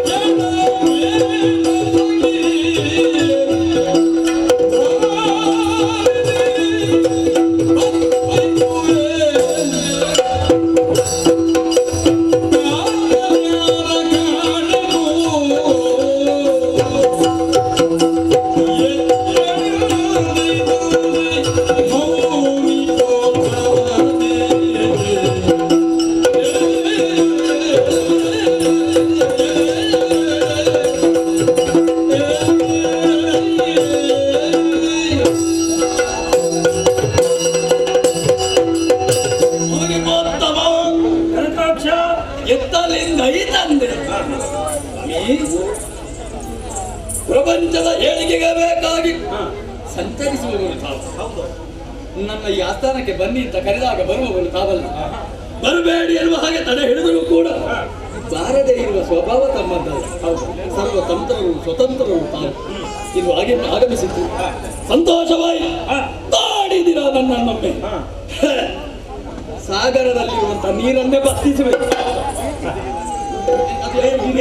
ಮೇರುಗಿರಿ ನಾನು ಸರಿಯಾಗಿ ನಿಂತೆ ಅಂತ ಸರಿಯಾಗಿ ನಿಂತೆ ಅಂತ ಆದ್ರೆ ಮೇರುಗಿರಿಯನ್ನು ಕಿತ್ತ ಚಂದ್ರ ಸತ್ವಾಗ್ನಿ ಶಯನಹೇ ನಾನು 3 ಲೋಕದಲ್ಲಿಯೂ ಕೂಡ. ಆದ್ದರಿಂದ ನನಗೆ ಈಗ ಒಂದು ಆಶಯ ಉಂಟು. ಈ ಸಂದರ್ಭಕ್ಕೆ ಅನುಗುಣವಾಗಿ ಬಂದ ದೊಳಿತಾಯಿ ದೇವೇಂದ್ರ ಸೋತು ಓಡಿದ್ದ ದೇವತೆಗಳು ನಾರನ ಸತ್ತವರು. ಆದರೆ ನನ್ನ ಶರೀರದಲ್ಲಿರುವಂತಹ ಶಕ್ತಿ ಕುಂದಿದ್ದಲ್ಲ.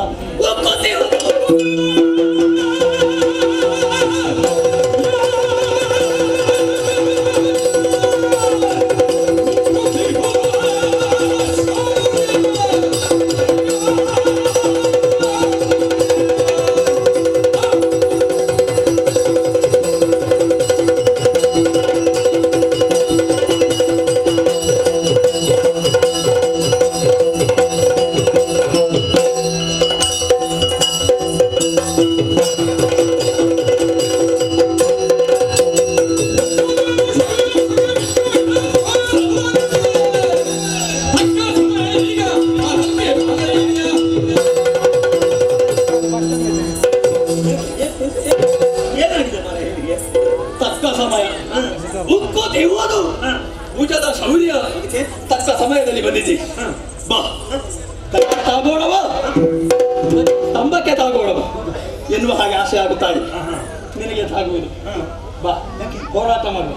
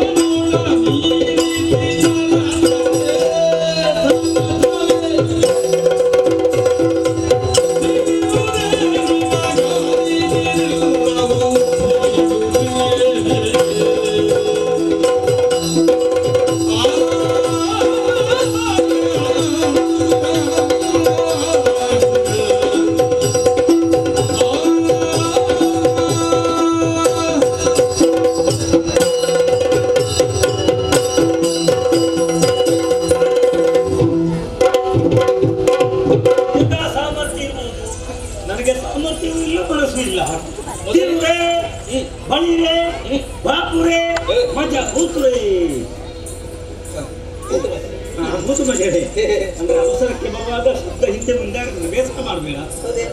ಅದೆಂತದ್ದು ಶಬ್ದದ ಅರ್ಥ ನನಗೊಂದು ಗೊತ್ತಾಗಿಲ್ಲ. ಹೊಗಳಿದ್ದು ಹೊಗಳಿಕೆಗೆ ಬರುವ ಕೆಲವಾರು ಶಬ್ದಕ್ಕೆ ಅದು ಆಚಾರ ಕ್ರಮ ಗೊತ್ತಾಯ್ತಲ್ಲ. ಅಂತ ಲೌಕಿಕದಿಂದ ಅಂತ ಹೇಳ್ತಾ ಇದ್ದೇನೆ. ಯಾಕಂದ್ರೆ ದೇಹದ ಬಲದ ಮೂಲಕ 3 ಲೋಕವನ್ನು ಕೂಡ ಸ್ವಾಧೀನ ಮಾಡಿಕೊಂಡಿದ್ದೀವಿ. ಧರಣಿ ಬಾಲಕ ದರ್ಪವನ್ನು ಮುರಿದು ಅವರ ನಾಡಲ್ಲಿ ನಿನ್ನ ವಿಜಯ ಧ್ವಜವನ್ನು ಹಾರಿಸಿದೆ. ಪಾತಾಳಾದಿಗಳ ಎದೆಯನ್ನು ಮೆಟ್ಟಿ ಅಲ್ಲಿ ಕೂಡ ಅಧಿಕಾರ ಸ್ಥಾಪನೆ ಮಾಡಿದೆ. 2 ಲೋಕವನ್ನು ಗೆದ್ದ ನೀನು ಸದ್ಯ ಸ್ವರ್ಗಸ್ಥರಾಗಿದ್ದೆ ಅನ್ನುವ ಸುದ್ದಿ ಸಿಕ್ಕಿತ್ತು. ಮೌಲ್ಯ ತುಂಗವ. ಅಲ್ಲ, ಮುನಿ ಕುಂಟ. ಏನಾಯ್ತು? ನಾನು ಮುನಿ ತರಲಿಕ್ಕೆ ಯಾಕೆ? ಮತ್ತೆ ಎಂತದ್ದು ಸ್ವರ್ಗಸ್ಥರಾದದ್ದು ಸತ್ತಿದ್ದೇನೆ ನಾನು. ಅಲ್ಲ ಇದ್ಯಾದಿ ದೇವತೆ ಅದು ಸತ್ತ ಮೇಲಲ್ಲ ಸ್ವರ್ಗಸ್ಥರ. ಅದಲ್ಲ ನಾನು ಅದು ಸ್ವರ್ಗ ಸ್ಥಿತ, ಸ್ವರ್ಗದಲ್ಲಿ ಸ್ಥಿರ ಬುದ್ಧಿ ಅಂತ. ಶರೀರದಿಂದ ಸ್ವರ್ಗವನ್ನೇನಿದ್ದೇನೆ ಹೀಗೆ ಬಂದು ಇಲ್ಲಿ ಶಾಶ್ವತವಾಗಿ ಉಳಿದವರು ಯಾರೂ ಇಲ್ಲ ಅಂತ ನಿನ್ನನ್ನೊಮ್ಮೆ ನೋಡ್ಬೇಕು, ಒಮ್ಮೆ ನೋಡ್ಬೇಕು. ಒಮ್ಮೆ ನೋಡ್ಲಿಕ್ಕೆ ಮತ್ತೆ ನಾನು ಸಾಯ್ತೇನೆ. ಹೇಳಿ ನಿನಗೆ ಒಂದು ಅರ್ಥ ಅಲ್ಲ ನನಗೆ. ಹಾಗಲ್ಲ, ನಿನ್ನನ್ನೊಮ್ಮೆ ನಿನ್ನಂತ ಒಬ್ಬ ಗಣ ವ್ಯಕ್ತಿಯನ್ನು ನೋಡುವುದಕ್ಕೆ ಭಾಗ್ಯ ಬೇಕು, ನೋಡ್ಬೇಕು ಅನ್ನೋ ಆಸೆಯಿಂದ ಇಲ್ಲಿಗೆ ಬಂದ್ರೆ ನನ್ನನ್ನೇ ಯುದ್ಧಕ್ಕೆ ಕರೀತಾ ಇದೆಯಲ್ಲ. ಆಲೋಚನೆ ಮಾಡಿ. ಇಷ್ಟರವರೆಗೆ ನಾರದ ಎಲ್ಲಿಯಾದ್ರೂ ಪೆಟ್ಟು ಮಾಡಿದಂತಹ ಕಥೆ ನೀನು ಕೇಳಿದ್ದುಂಟ? ಇದುವರೆಗೆ ಇಲ್ಲ. ಹ. ನಾವು ಅಷ್ಟೊಂದು ಪ್ರಸಂಗ ಬರೆಯುವ ಹ. ನಾರದ ಹಿರಣ್ಯಾಕ್ಷ ಕಾಳ. ಬೇಡ ಈಗ ಸದ್ಯ ಎಣ್ಣೆ ಅಕ್ಷರದೊಂದೇ ಒಬ್ಬಂದೇ ಸಾಕು. ಯಾಕಂದ್ರೆ ಇಷ್ಟು ಬೆರೆಯುವುದಕ್ಕೆ ಕಾರಣ ಏನು? ಬ್ರಹ್ಮದೇವ ಈಶ್ವರನ ನಿನಗೆ ಪ್ರತಿಪ್ರಿಯಾದಂತ ವರವನ್ನು ಕೊಟ್ಟಿದ್ದಾನೆ. ಪರಮೇಶ್ವರ ಬೇಕಾದ ಹಾಗೆ ನಿನ್ನನ್ನು ಅನುಗ್ರಹಿಸುತ್ತಾ ಇದ್ದಾನೆ. ಗುರು ಗುರುವಾಗಿ ಹರ ನಿನ್ನ ಹೊರೆವ ವಿಧಿ ಕರೆದು ಬಗೆ ಬಗೆ ವರ ಇತ್ತ. ಹಾಗಾದ್ರೆ ನಿನ್ನನ್ನು ನಿನಗೆ ಎಣೆಯಾದವರು ನಿನಗೆ ಸರಿ ಇಲ್ಲ, ತಲೆ ಸರಿ ಇಲ್ಲ. ಅಲ್ಲ ಯೋಗ್ಯತೆಯಲ್ಲಿ ನಿನಗೆ ಎಣೆ ನೋಡಿ ಸರಿ ಸಮಾನರಾದವರು ಯಾರೂ ಇಲ್ಲ. ನಿನಗೆ ನೀನೇ ಸರಿ. ಆಕಾಶಕ್ಕೆ ಆಕಾಶವು ಕಡಲಿಗೆ ಕಡಲೆ ನಿನಗೆ ನೀನೇ. ಆದರೆ ಅದೊಂದು ನಗು. ಆಗ್ಲಪ್ಪ. ಯಾಕೆ ದೇವ ಮುನಿಯಾಗಿರುವಂತಹ ನೀವೇ ಈ ರೀತಿಯಾಗಿ ಹೊರತೀರಿ ಅಂತ ಆದ್ರೆ ನಾನೇ ಧನ್ಯ. ನಮಗೆ ಇದ್ದದಲ್ಲಿ ಇದ್ದ ಹಾಗೆ ಹೇಳುವ ಒಂದು ಕ್ರಮ. ಆಯ್ತಾಯ್ತಾ?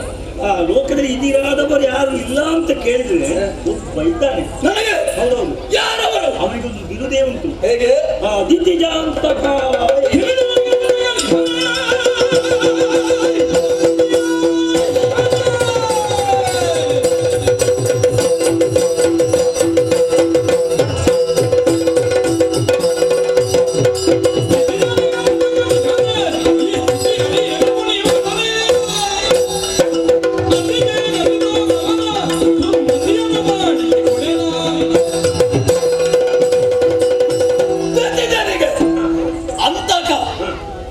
ನಿಹನೆ ಇದುವರೆಗೆ ನಾನು ಅರಿತಿಲ್ಲ.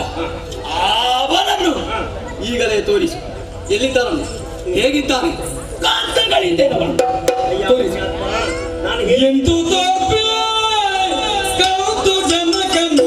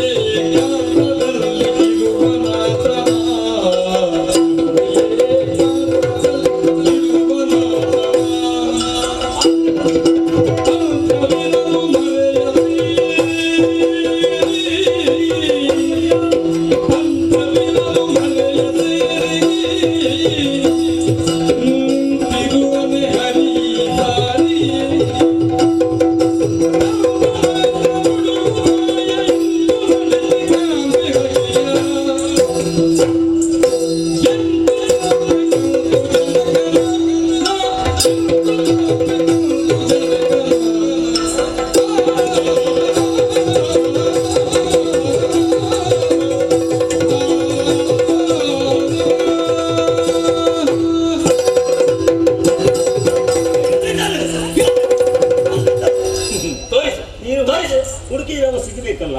ಯಾಕೆ ಸಿಗುವುದು? ಎಂಟು ತೋಡ್ಬೇಕಂಟು ಜನಕನ.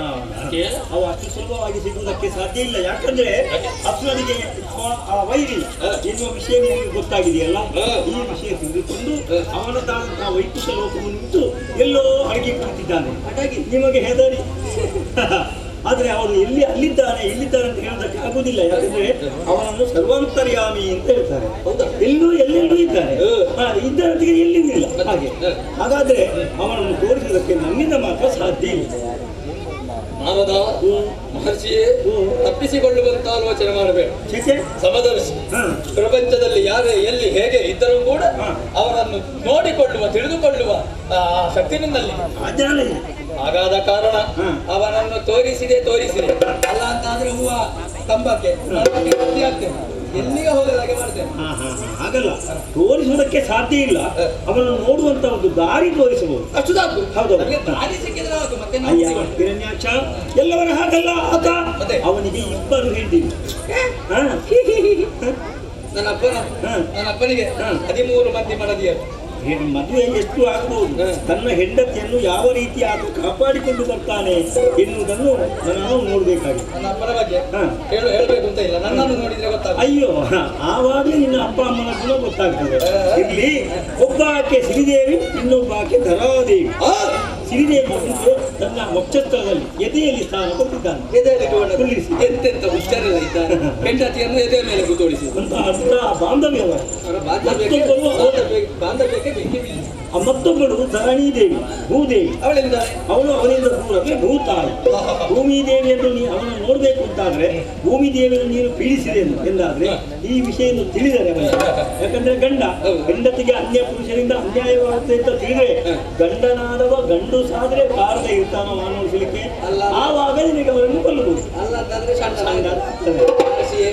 ಉಳಿತಾಯ ನನ್ನ ಬಹಳ ಭವಿಷ್ಯತ್ತಿನ ಮೇಲೆ ಆಲೋಚಿಸಂತ ನೀನು ಬಂದೆ. ನಿನ್ನೊಮ್ಮೆ ಮೇಲೆ ಕಳಿಸಬೇಕು ಅಂತ ಎಷ್ಟು ಪ್ರಯತ್ನ ಪಡ್ತಾ ಇದ್ದೇನೆ, ಆದರೆ ಹೋಗುವುದಿಲ್ಲ ಅನ್ನೋ ಪಶ್ಚಾತ್ತಾಪ.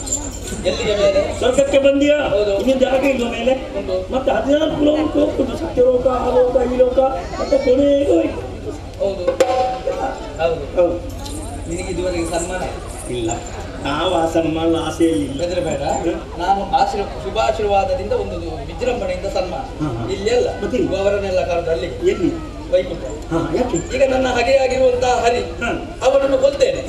ಅಲ್ಲಿ ಪೀಠಾರೋಹಣನನ್ನ ನಿನ್ನದು ಸಭೆ ಸಮಾರಂಭ ಅಲ್ಲಿಗೆ ನೀನು ಬರಬೇಕು. ಆವಾಗ ತಣ್ಣೀರಲ್ಲಿ ಸ್ನಾನ ಮಾಡಿಸಲಿಕ್ಕೆ, ತಣ್ಣೀರನ್ನು ಪೂಸಿಲಿಕೊಂಡು, ಅರಿಶಿನ ಲೇಪಿಸಲಿಕೊಂಡು, ದೊಡ್ಡ ದಂಡಿಗೆಯಲ್ಲಿ ನಿನ್ನನ್ನು ಹೊತ್ತುಕೊಂಡು ಹೋಗ್ಲಿಕ್ಕೆ, ಬಿಳಿ ಬಟ್ಟೆ ಹಾಕ್ಲಿಕ್ಕೆ, ಹೂವಿನ ಹಾರ, ಹಾಗಲ್ಲ ಗೌರವ ಪೂರ್ವಕ ಮೆರವಣಿಗೆಯಲ್ಲಿ ಕರೆಗೆ ಸನ್ಮಾನ ಮಾಡುವ ವಿಷಯ ಇರಲಿ. ನಾನು ಅಲ್ಲಿಗೆ ಬರ್ತೇನೆ. ಯಾವಾಗ ನೀ ನಾರಾಯಣ ಕೊಲ್ತೀಯ ಆವಾಗ ನಿನಗಲ್ಲಿ ವೈಕುಂಠ ಸಮಾರಾಧನೆ ಆಗುತ್ತದ. ಅಲ್ಲಿಗೆ ನಾನು ಖಂಡಿತವಾಗಿ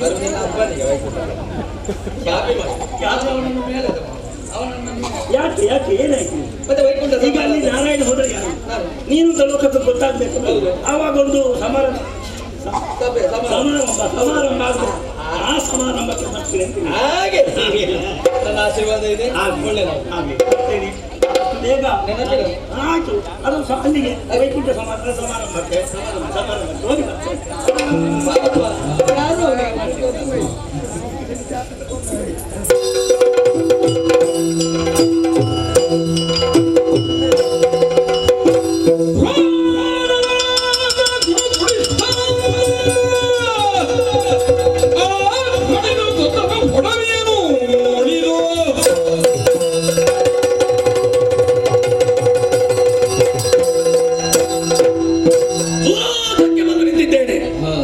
ಧರಾದೇವಿ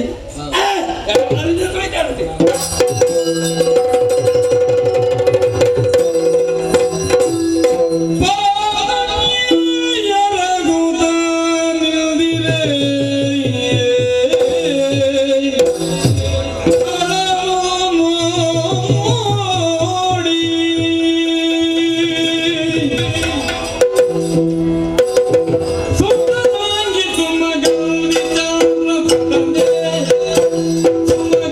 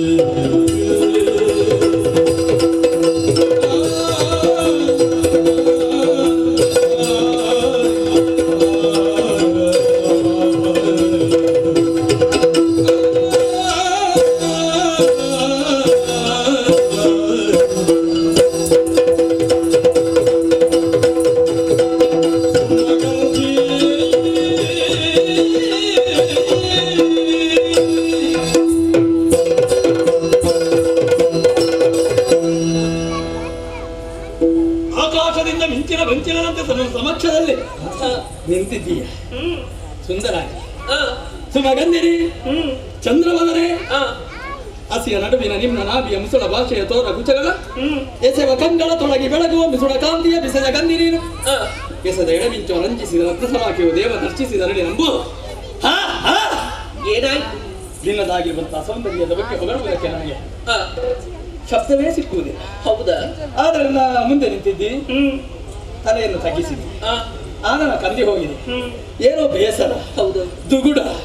ಯಾಕೆ ಈ ಬೇಸರ? ಚಂದವಾಗಿರುವಂತಹ ನಿನ್ನ ಈ ಮುಖ ಬಾಡಿ ಹೋಗುವುದಕ್ಕೆ ಏನು ಕಾರಣ? ಎಲ್ಲಿಂದ ಬಂದವಳು? ನನ್ನಲ್ಲಿ ತಿಳಿಸುವೆಯಾ ಹೆಣ್ಣೆ? ನನ್ನ ಪರಿಚಯಿಸಿಕೊಳ್ಳಬೇಕಿರುವಂತಹ ಹಂಬಲ ಇರುವಂತಹ ವ್ಯಕ್ತಿ ನೀನು ಯಾರು? ದುರಧೀರ ಅವಳ ಪರಾಕ್ರಮಿ, 3 ಲೋಕವನ್ನೇ ತನ್ನ ಅಂಕಿತದಲ್ಲಿರಿಸಿಕೊಂಡು ಸರ್ವತಂತ್ರ ಸ್ವತಂತ್ರರಾಗಿ ಮೆರೆಯುವಂತ ನೀನು ಅಯ್ಯ ನಿಮ್ಮ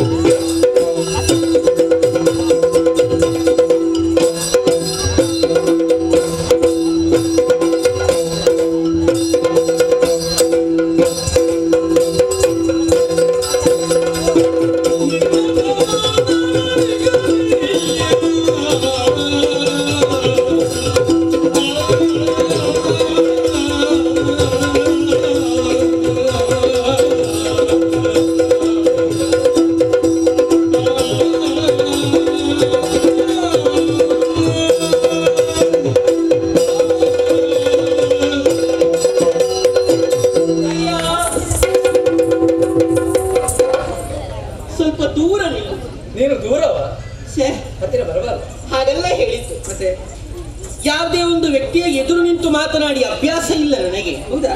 ಹೌದಪ್ಪ. ನನಗೆ ಹತ್ತಿರ ನಿಂತೇ ಮಾತಾಡಿ ಅಭ್ಯಾಸ, ದೂರ ನಿಂತು ಮಾತಾಡಲಿಕ್ಕೆ ಆಗುದೇ ಇಲ್ಲ. ನಾನು ಈ ಕ್ರಮವನ್ನು ಇಷ್ಟರವರೆಗೆ ರೂಢಿಸಿಕೊಂಡವಳಲ್ಲ, ಹಾಗಾಗಿ ಭಯವಾಗುತ್ತದೆ ನನಗೆ. ಕ್ರಮ ನನಗೆ ಬಿಡ್ಲಿಕ್ಕೆ ಕಷ್ಟ ಆಗ್ತದೆ.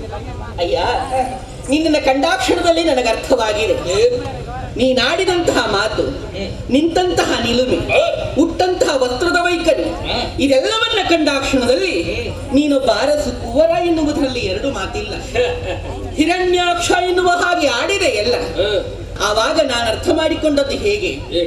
ಈ ಹಿಂದೆ ನಾನು ತಿಳಿದುಕೊಂಡಂತಹ ವಿಚಾರಗಳೆಲ್ಲವೂ ಕೂಡ ನನ್ನ ಕಣ್ಣ ಮುಂದೆ ಬಂದು ಸತ್ಯವಾಗಿದೆ ಎನ್ನುವ ಹಾಗೆ ನಿನ್ನ ವಿಚಾರವನ್ನ ಈ ಮೊದಲು ತಿಳಿದಿದ್ದೇನೆ. ತಿಳಿದುಕೊಂಡಿರುವೆ. ತಿಳಿದಂತಹ ವ್ಯಕ್ತಿಗಳು ಕಣ್ಣ ಎದುರಿಗೆ ಬಂದು ನಿಂತು ಮಾತನಾಡ್ತಾ ಇದ್ದೀರಾ. ಮುಖ ಪರಿಚಯ ನನಗಿಲ್ಲದ ಕಾರಣ ನಿಮ್ಮ ಪರಿಚಯ ನನಗೆ ತಕ್ಷಣದಲ್ಲಿ ಸಿಗಲಿಲ್ಲ. ಹೇಳಿ ಕೇಳಿ ನೀನು ತಿಳಿದುಕೊಂಡರು. ಹೌದೌದು. ಸ್ಪಷ್ಟವಾಗಿ ನೋಡ್ಲಿಲ್ಲ. ಇಲ್ಲ ಇಲ್ಲ. ಒಳಿತಾಯಿತು, ಈಗಲಾದರೂ ನೋಡಿದಿ, ನಿನ್ನ ಜನ್ಮ ಸಾರ್ಥಕವಾಯಿತು ತಾನೇ. ಹೌದಪ್ಪ, ಒಂದು ಲೆಕ್ಕದಲ್ಲಿ ಹಾಗೆಯೇ. ಇನ್ನೊಂದು ವಿಚಾರವನ್ನ ಹೇಳಬೇಕು ಅಂತ ಆದರೆ, ತಾಯಿಯ ಆಸೆಯನ್ನು ಈಡೇರಿಸಿದಂತಹ ಕರ್ಮಪುತ್ರ ನೀನಾಗಿದ್ದೀಯ. ಆದರೆ ತನ್ನ ತೋಳುಗಳಲ್ಲಿರುವಂತಹ ಬಲವನ್ನ, ಆರ್ಥನಾದವನ್ನ ಬೀರುವಂತಹ ಹೆಣ್ಣನ್ನು ಸಂರಕ್ಷಿಸುವುದಕ್ಕೋಸ್ಕರವಾಗಿ ಬೆಳೆಸಬೇಕಿತ್ತು. ಅದರ ಬದಲಾಗಿ ಒಂದು ಹೆಣ್ಣಿಗೆ ನೋವಾಗುವ ಹಾಗೆ ಮಾಡ್ತಾ ಇದೆಯಲ್ಲ. ಹೆಣ್ಣಿಗೆ ನೋವು ನಾನಿರುವಾಗ ಕೂಡದು ಕೂಡದು ಯಾರು ಎಲ್ಲಿ ಹೇಗೆ ನೋವಾಯಿತು ಹೇಳು ಹೇಳು, ನಾನು ಬಯಸ್ತೇನೆ. ನಿನ್ನಿಂದಲೇ ನನಗೆ ನೋವಾದ. ನನ್ನಿಂದ ನೋವು ಹೌದು. ಹೇಗಾಯಿತು, ಯಾವಾಗ, ಎಲ್ಲಿ ಆಯ್ತು, ಹೇಗಾಯ್ತು? ಬಲವಾಗಿ ಒದೆದೆಯಲ್ಲ. ಭೂಮಿಗೆ. ಹೌದು, ಭೂಮಿಗೆ ಹೋದರೆ ನಿನಗೇನು ಸಂಕಟ? ಆವಾಗ ನನ್ನ ಮನಸ್ಸು ನೋವಾಗುತ್ತಾ ಇದೆ, ದೇಹವು ನೋವಾಗುತ್ತಾ ಇದೆ. ಸಂಬಂಧ ನಿನಗೆ ಅರ್ಥವಾಗಲಿದೆ. ಸಂಬಂಧವನ್ನ ಸಂಕ್ಷಿಪ್ತವಾಗಿ ಸರಿಯಾಗಿ ಹೇಳಬೇಕು ಅಂತಾಗಿದ್ದರೆ ಪರಿಚಯವನ್ನೇ ಆರಂಭಿಸುತ್ತೇನೆ. ನಿನ್ನ ಹೆಸರು ಹೇಳಲಿಲ್ಲ ನೀನು, ಆಗ ಪರಿಚಯ. ಈಗ ಹೇಳ್ತೇನೆ, ಹೇಳೋಣ.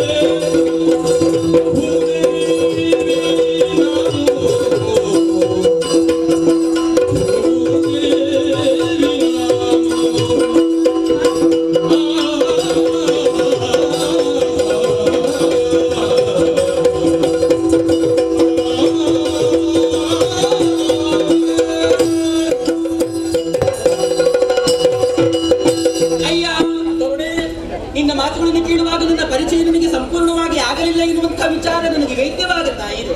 ಸ್ವಲ್ಪವೂ ಗೊತ್ತಾಗಲಿಲ್ಲ. ಹೌದೇ? ಅದಕ್ಕಾಗಿ ಸರಿಯಾಗಿ ಪರಿಚಯವನ್ನು ಹೇಳ್ತೇನೆ.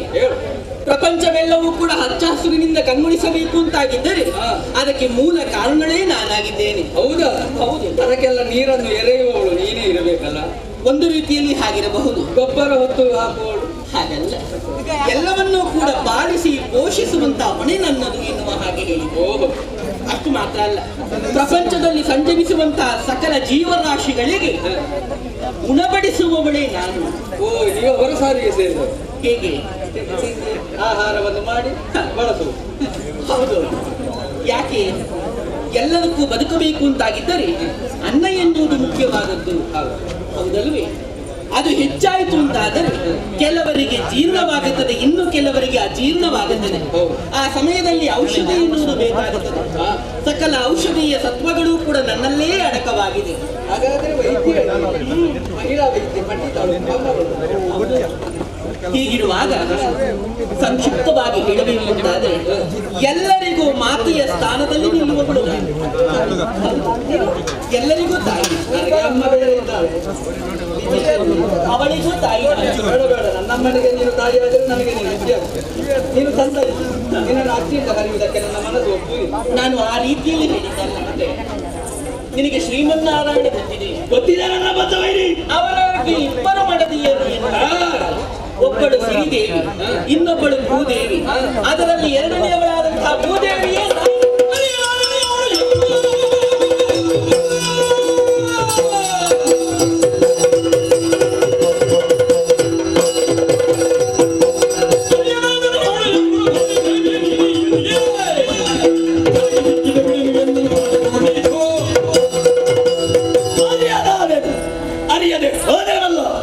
ನಾನು ಅಳಿಸುವಂತಹ ಬಳ್ಳಿ ನನ್ನ ಕಾಲಿಗೆ ಎಡವಿದರು ಬರುವುದಕ್ಕಾಗಿ ತಾಯಿ ನೀನೇ ಬೇಕಾದ ಶ್ರೀಹರಿಯ ಮಾಡದಿ ನನ್ನನ್ನು ವರಿಸು. ಬಾ, ಬಾ, ಇನ್ನು ಹೋಗುಡಿ.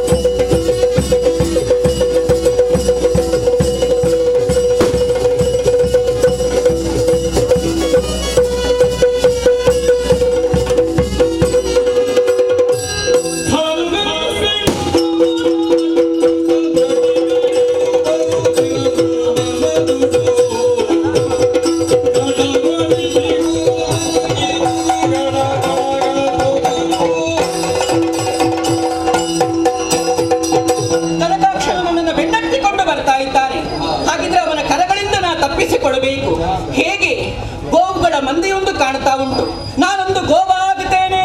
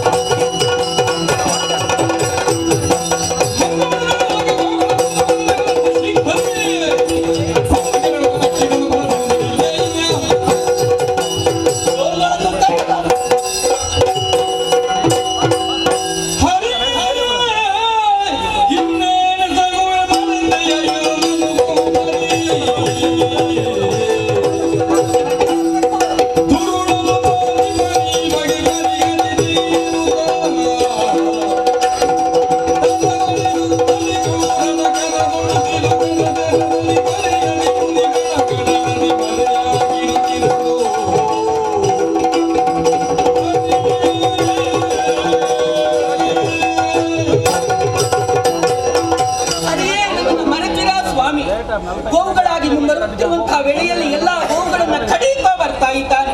ಹಾಗಿದ್ರೆ ನಾ ತಪ್ಪಿಸಿಕೊಳ್ಳುವ ಬಗೆ ಹೇಗೆ ಸ್ವಾಮಿ? ಅದು ಅಲ್ಲಿ ನೋಡಿ ಸಾಲು ಸಾಲಾಗಿ ಮುನಿಗಳು ಬರ್ತಾ ಇದ್ದಾರೆ. ಮುನಿ ಪತ್ನಿಯಾಗಿ ಸೇರಿಕೊಳ್ತೇನೆ.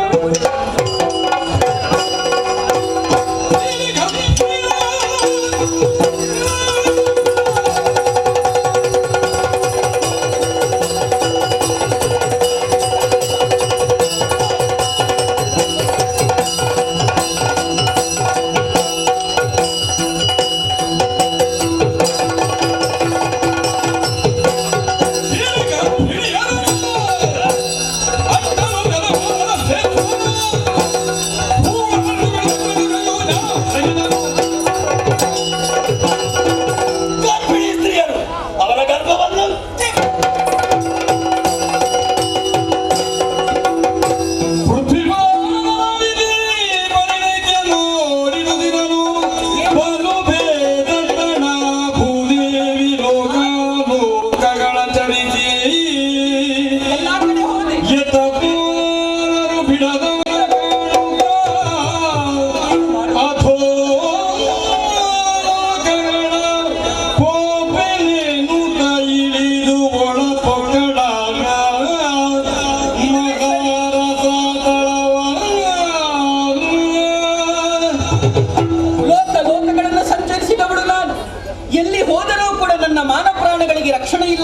ಸುಸ್ಪಷ್ಟವಾಗುತ್ತಾ ಇದೆ. ಹಾಗಿದ್ದರೆ ನಾನು ಹೇಗೆ ಬದುಕಿ ಉಳಿಯುವುದು? ಅದೋ ಒಂದು ಲೋಕ ಕಾಣುತ್ತಾ ಇದೆ. ಅದೋ ಲೋಕಕ್ಕೆ ಇಳಿಯುವುದರ ಮುಖೇನವಾಗಿ ರಸಾತಳವನ್ನು ಸೇರ್ತೇನೆ.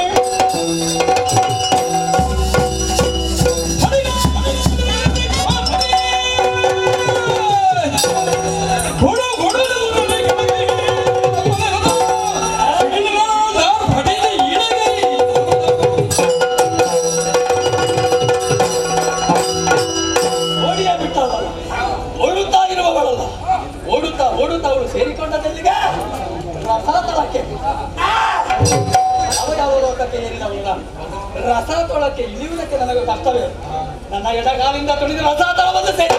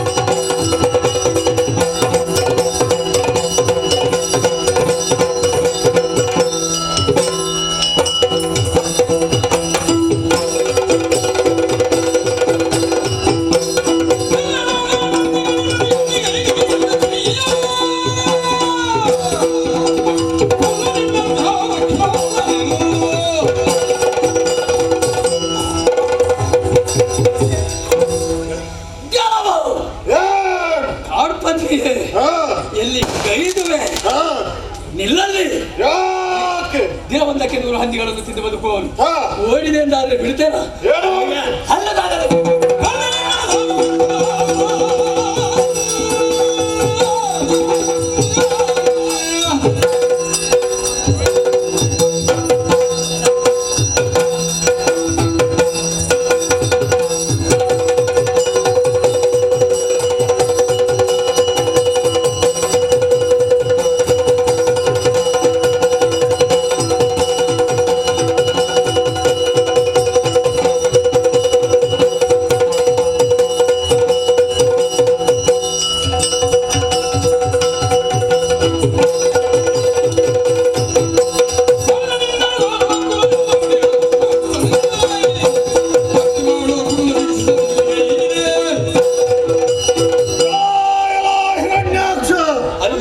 ಹೌದೇನೋ ಏನು ಕನಕ ಗರ್ಭಗಳನ್ನು ಮೆಚ್ಚಿಸಿ ಬೇಕಾದಂತ ವರಗಳನ್ನೆಲ್ಲ ಪಡೆದೆ ಹೌದು ಆ ಬಳಿಕ ದೇವಲೋಕಕ್ಕೆ ದಾಳಿ ಇತ್ತೆ ಸುಮನಸರೆಲ್ಲ ದೆಸೆಗೆನಿಸಿದೆ ಭೂಭುಜನ ದರ್ಪವನ್ನು ಅಡಗಿಸಿದೆ ಪಾತಾಳ ಲೋಕಕ್ಕೆ ಇಳಿದೆ ನಾಗಾದಿಗಳ ಹೆಣವನ್ನು ಮೆಟ್ಟಿದೆಯ ಸಾಧು ಸಜ್ಜನರನ್ನು ದೂಷಿಸಿದೆಯ ಹೌದೇನೋ ಆ ಬಳಿಕ ನನ್ನ ಮಡದಿಯಾದಂತ ಭೂದೇವಿಯನ್ನೇ ಕೆಣಕುವುದಕ್ಕಾಗಿ ಮುಂದುವರಿದೆಯಾ ನೀವು ಮಡದಿ ಹಾ ಉಂಟು ಸಂಬಂಧ ಉಂಟು ಅವರನ್ನು ರಕ್ಷಿಸುವುದಕ್ಕೆ ಬೇಕಾಗಿ ಹರಿಯಾದಂತ ನಾನೇ ಶ್ವೇತವರ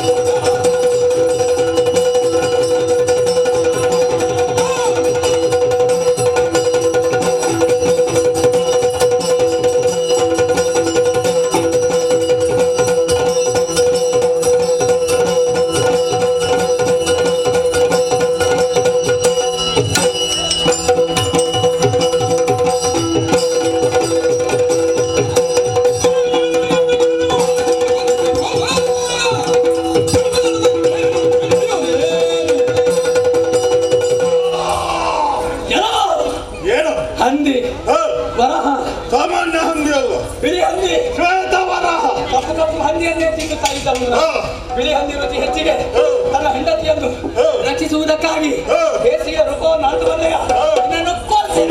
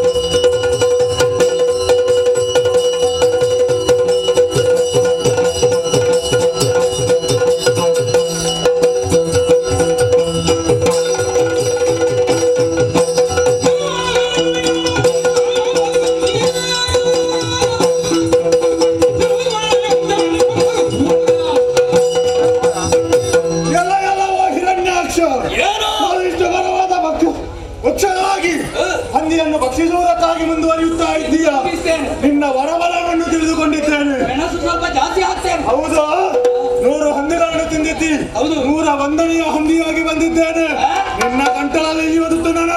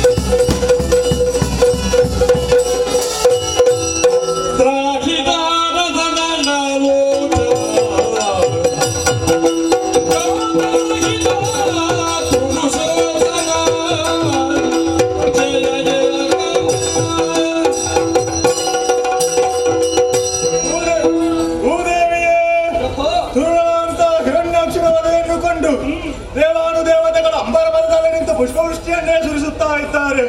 ಸಾಧು ಸಜ್ಜನಾದಿಗಳು ಋಷಿ ಮುನಿಗಳು ನನ್ನನ್ನೇ ಭಜಿಸುತ್ತಾ ಇದ್ದಾರೆ. ಘೋರ ರೂಪದಿಂದ ಶಾಂತ ರೂಪಕ್ಕೆ ಬಂದಿದ್ದೇನೆ. ನಿನ್ನ ಮನದ ಇಚ್ಛೆ ಏನೆಂಬುದನ್ನು ಹೇಳಲಿ. ಪ್ರಭು, ನಿಮ್ಮ ಈ ರೂಪದ ಒಟ್ಟಿಗೆ ನನಗೆ ಕೂಡಬೇಕೆನ್ನುವ ಹಂಬಲ ನನಗಾಗುತ್ತಾ ಇದೆ ಸ್ವಾಮಿ. ಸರಿ, ಅದರ ಒಂದು ವಿಚಾರ. ರಸಾತಾಳದಿಂದ ಎದ್ದು ಬರುವಂತಹ ಹೊತ್ತಿಗೆ, ಹಿರಣ್ಯಾಕ್ಷನಲ್ಲಿ ಭೌರವವನ್ನು ಕೊಡುವಂತಹ ಹೊತ್ತಿಗೆ ನನ್ನ ದಾಡೆಯನ್ನು ಮುರಿದು ಹೋಯಿತು. ಈ ದಾಡೆಯನ್ನು ನೀಡಿಟ್ಟುಕೋ. ನಮ್ಮಿರುವವರೆಗೆ ಹುಟ್ಟುವಂತಹ ಮಗನಿಗೆ ಆಯುಧವನ್ನಾಗಿ ನೀಡು. ಶುಭವಾಗಲಿ.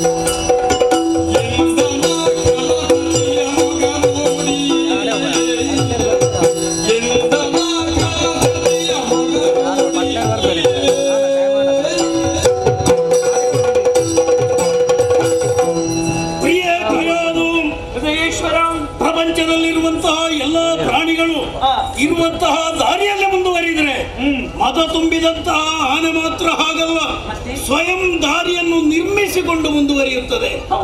ಆ ರೀತಿಯ ಹಾದಿಯಲ್ಲಿ ನಡೆದವರು ನಾವು. ಕಶ್ಯಪ ಮಹಾಮುನಿಗಳಿಗೆ ತಿಥಿರೇವೆಯಲ್ಲಿ ನಂಬೀರುವರ ಜನನವಾಯಿತು. ಕನಕಾಕ್ಷ ಕನಕ ಕಶ್ಯಪ ಎನ್ನುವ ಹಾಗೆ ನಾಮಕರಣವನ್ನು ಮಾಡಿದ್ರು. ತಾಯಿಯವರ ಆದೇಶದಂತೆ ದಟ್ಟವಾದಂತಹ ಅರಣ್ಯವನ್ನು ಸೇರಿ ವಿಶೇಷವಾದಂತಹ ಅವರ ಪ್ರಸಾದಗಳನ್ನು ಪಡೆದೆವು. ಪುನರಪಿ ಇಲ್ಲಿಗೆ ಬಂದದ್ದು ಮಾತ್ರವಲ್ಲ, ಪುರ ನಿರ್ಮಾಣವನ್ನು ಮಾಡಿದೆವು. ಶೋಣಿತಾಪುರ ನಮ್ಮಿಂದಲೇ ಸ್ಥಾಪನೆಯಾಗಿದೆ. ಆಮೇಲೆ 3 ಲೋಕಗಳನ್ನು ಗೆಲೆದು ಪ್ರಚಂಡ ವಿಕ್ರಮಿಗಳಾಗಿ ನಾವು ಪ್ರಪಂಚದಲ್ಲಿ ಮೆರೆದೆವು. ಆದ್ರೆ ಏನು ಮಾಡೋಣ, ತಮ್ಮನನ್ನು ಉಳಿಸಿಕೊಳ್ಳುವಂತಹ ಯೋಗ ನನ್ನ ಪಾಲಿಗೆ ಇಲ್ಲದೆ ಹೋಯಿತು. ಪರ ಸಿಡಿಲಿನಂತೆ ಆ ದುರ್ವಾರ್ಥ ನಮಗೆ ಬಂತು. ನಮ್ಮ ಪ್ರಬಲ ವಿರೋಧಿಯಾಗಿರುವಂತಹ ನಾರಾಯಣನಿಂದಾಗಿ ತಮ್ಮನಾದಂತಹ ಕನಕಾಕ್ಷ ಮಡಿದ ಎನ್ನುವ ಹಾಗೆ ಧಾರಾಕಾರವಾಗಿ ಕಣ್ಣೀರನ್ನು ಸುರಿಸುತ್ತಾ ತಾಯಿ ನನ್ನ ಸನಿಹಕ್ಕೆ ಬಂದು ಪ್ರತೀಕಾರವನ್ನು ಮಾಡಬೇಕು ಎನ್ನುವ ಹಾಗೆ ಕೇಳಿಕೊಂಡಳು. ಆ ನಾರಾಯಣನನ್ನು ಹುಡುಕುತ್ತಾ ಇಡೀ ಪ್ರಪಂಚವನ್ನು ನಾನು ಸುತ್ತುವರಿದೆ. ಮೊದಲಾಗಿ ವೈಕುಂಠಕ್ಕೆ ಹೋದೆ, ನಾರಾಯಣ ನನಗೆ ಕಾಣ ಸಿಗಲಿಲ್ಲ. ಆಮೇಲೆ ಅವ ಇದ್ದಾನಂತೆ ಕಡಲಿನಲ್ಲಿ, ಅಲ್ಲಿಗೂ ಹೋದೆ, ಸಿಗಲಿಲ್ಲ. ಕೊನೆಗೆ ಕಡಲ ತಡಿಯಲ್ಲಿ ನಾನು ಸಂಚಾರ ಮಾಡುತ್ತಾ ಇರುವಾಗ ಓರ್ವ ಬ್ರಾಹ್ಮಣ ಕಾಣ ಸಿಕ್ಕಿದ. ಕೇಳಿದೆ, ಎಲ್ಲಿದ್ದಾನೆ ನಿನ್ನ ನಾರಾಯಣ ಎನ್ನುವ ಹಾಗೆ, ನಿನ್ನೊಳಗೆ ಇದ್ದಾನೆ ಎನ್ನುವ ಹಾಗೆ ಹೇಳಿ ನನ್ನನ್ನು ಬಾಯಿ ಬಿಡುವುದಕ್ಕೆ ಹೇಳಿ ನನ್ನ ಒಳ ಪ್ರವೇಶ ಮಾಡಿದ. ಕಣ್ಣು ಬಿಟ್ಟು ನೋಡ್ತೇನೆ, ಆ ಬ್ರಾಹ್ಮಣ ನನ್ನ ಕಣ್ಣ ಮುಂದೆ ಇರಲಿಲ್ಲ. ಆಮೇಲೆ ನನಗೆ ಅರ್ಥವಾಯಿತು, ವಿರೋಧಿಯಾದಂತಹ ನಾರಾಯಣನೇ ನನ್ನ ಉದರವನ್ನು ಸೇರಿದ ಎನ್ನುವ ಹಾಗೆ. ಒಂದು ಸಮಾಧಾನವೇ, ಏನೇ ಆಗಲಿ ನಾರಾಯಣ ನನ್ನ ಒಡಲ ಒಳಗೆ ಇದ್ದಾನಲ್ಲ, ಬೇಕಾದ ಹಾಗೆ ಅವನನ್ನು ನಾನು ಬಳಸಿಕೊಳ್ಳುತ್ತೇನೆ. ಪುನಃ ಪುರಪ್ರವೇಶ ಮಾಡಿದೆ. ನಮ್ಮಿರುವರ ದಾಂಪತ್ಯದ ಪ್ರತೀಕವಾಗಿ ಪುತ್ರೋತ್ಸವವಾಯಿತು. ಪುತ್ರೋತ್ಸವ ಆಗುವಂತಹ ಸಂದರ್ಭದಲ್ಲಿ ಆ ದೇವತೆಗಳು ಹಿಂದೆ ನಮ್ಮ ವಿರೋಧಿಗಳಾಗಿದ್ದವರು, ಈಗ ನಮ್ಮ ಆಜ್ಞಾನುವರ್ತಿಗಳು ಪುಷ್ಪ ಮಳೆಯನ್ನೇ ಕರೆದವರಿದ್ದಾರೆ. ಮನಸ್ಸಿಗೆ ಆಹ್ಲಾದವನ್ನು ಕೊಟ್ಟ ಕಾರಣದಿಂದಾಗಿ ಎನ್ನುವ ಹಾಗೆ ನಾಮಕರಣವನ್ನು ಮಾಡಿದೆವು. ಬೆಳೆದು ಬೆಳೆದು ಬೆಳೆದು ಈಗ ಇವರಿಗೆ ಪ್ರಾಯ ಎಷ್ಟಾಯ್ತು? 5 ವರ್ಷ ಪ್ರಾಯ ಆಯ್ತು. ಬೆಳವಣಿಗೆ ಹೇಗೆ ಅದೇ ರೀತಿಯಾಗಿ ಇವನ ಬಾಲ ಲೀಲೆಗಳನ್ನೆಲ್ಲ ಕಾಣುವಾಗ ಮನಸ್ಸಿಗೆ ಬಹಳಷ್ಟು ಸಂತೋಷವಾಗುತ್ತಾ ಇದೆ. ಒಂದಲ್ಲ ಒಂದು ದಿನ ನಮ್ಮ ಪ್ರಬಲ ವಿರೋಧಿಯಾದಂತಹ ನಾರಾಯಣ ಆತನನ್ನು ಇವ ರಾಜ ಚಾವಡಿಯಲ್ಲಿ ತಕ್ಕ ತೈ ಎನ್ನುವ ಹಾಗೆ ಗುಣಿಸುವಂತಹ ಸಾಮರ್ಥ್ಯವನ್ನು ಈತ ಪಡೆದಾನು.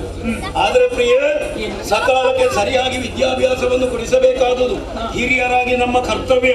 ಅದಕ್ಕೊಂದು ವ್ಯವಸ್ಥೆ ಮಾಡ್ತಾ ಇಲ್ಲ ನಾನು. ಗುರುಗಳನ್ನು ಬರುವುದಕ್ಕೆ ಹೇಳಿದ್ದೇನೆ ಇಲ್ಲಿಗೆ.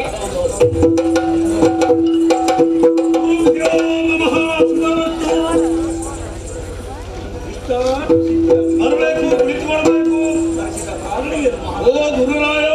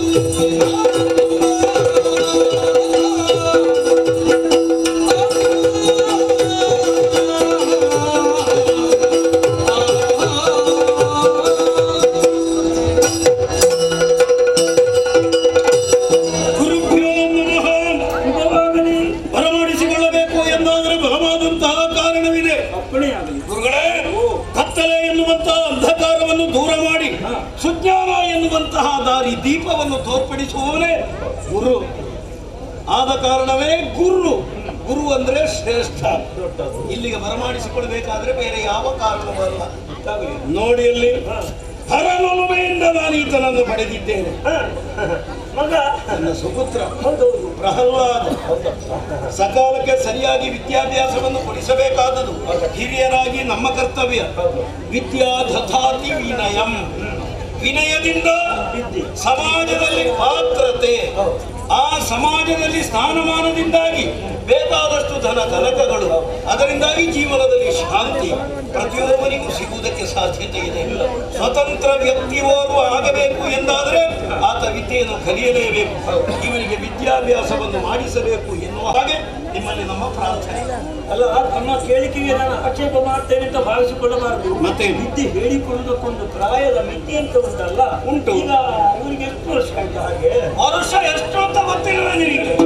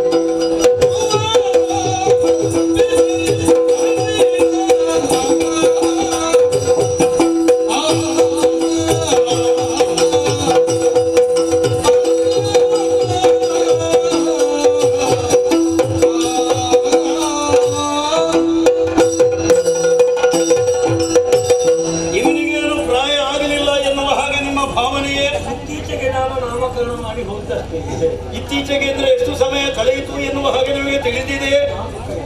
ನಾಮಕರಣವಾಗಿ 5 ವರ್ಷಗಳಾಯಿತು. ಈಗ ಇವರಿಗೆ 5 ವರ್ಷ ಪ್ರಾಯ. ಗುರುಗಳೇ ಹೇಳುವುದು ಗೊತ್ತಲ್ಲ, ನೀವೇ ಕಲಿಸಿಕೊಟ್ಟದ್ದು. 5 ವರ್ಷ ಪ್ರಾಯದವರೆಗೆ ಮಕ್ಕಳನ್ನು ದೇವರ ಹಾಗೆ ನೋಡಬೇಕು. ಯಾಕೆ? ಮಕ್ಕಳಲ್ಲಿ ಯಾವುದೇ ರೀತಿಯ ಕಾಪಟ್ಯ ಇರುವುದಿಲ್ಲ, ನಿಷ್ಕಲ್ಮಶವಾದಂತಹ ಹೃದಯ ಮಕ್ಕಳದು. ಆದ ಕಾರಣದಿಂದ ದೇವರ ಹಾಗೆ ನೋಡಬೇಕು. 5ರಿಂದ 15ರವರೆಗೆ ಅಂದ್ರೆ ವಿದ್ಯಾಭ್ಯಾಸದ ಸಂದರ್ಭದಲ್ಲಿ ಮಕ್ಕಳನ್ನು ನಾವು ವಿರೋಧಿಗಳ ಹಾಗೆ ನೋಡಬೇಕು. ಕಾರಣ ಏನು? ಭಯದ ನೆರಳಿನಲ್ಲೇ ವಿದ್ಯಾಭ್ಯಾಸವನ್ನು ಮಾಡಿದ್ರೆ ಆತ ಯಶಸ್ವಿಯಾಗುವುದಕ್ಕೆ ಸಾಧ್ಯ. ಅದೇ 15 ಕಳೆದ ಮೇಲೆ ಮಕ್ಕಳನ್ನು ಯಾವ ರೀತಿಯಲ್ಲಿ ನೋಡಬೇಕು? ಮಿತ್ರರ ಹಾಗೆ ನೋಡದೇ ಇದ್ರೆ ಕೆಲವರಿಗೆ ಅವರು ಶತ್ರುಗಾರ, ಮಿತ್ರರ ಹಾಗೆ ನೋಡಬೇಕು. 5 ವರ್ಷ ಪ್ರಾಯ ತುಂಬಿದೆ. ಈ ಕಾಲದಲ್ಲಿ ಸರಿಯಾದಂತಹ ವಿದ್ಯಾಭ್ಯಾಸವನ್ನು ಕೊಡಿಸಬೇಕಾದುದು ಜವಾಬ್ದಾರಿಯುತ ತಂದೆ ತಾಯಂದಿರಾದಂತಹ ನಮ್ಮ ಕರ್ತವ್ಯ.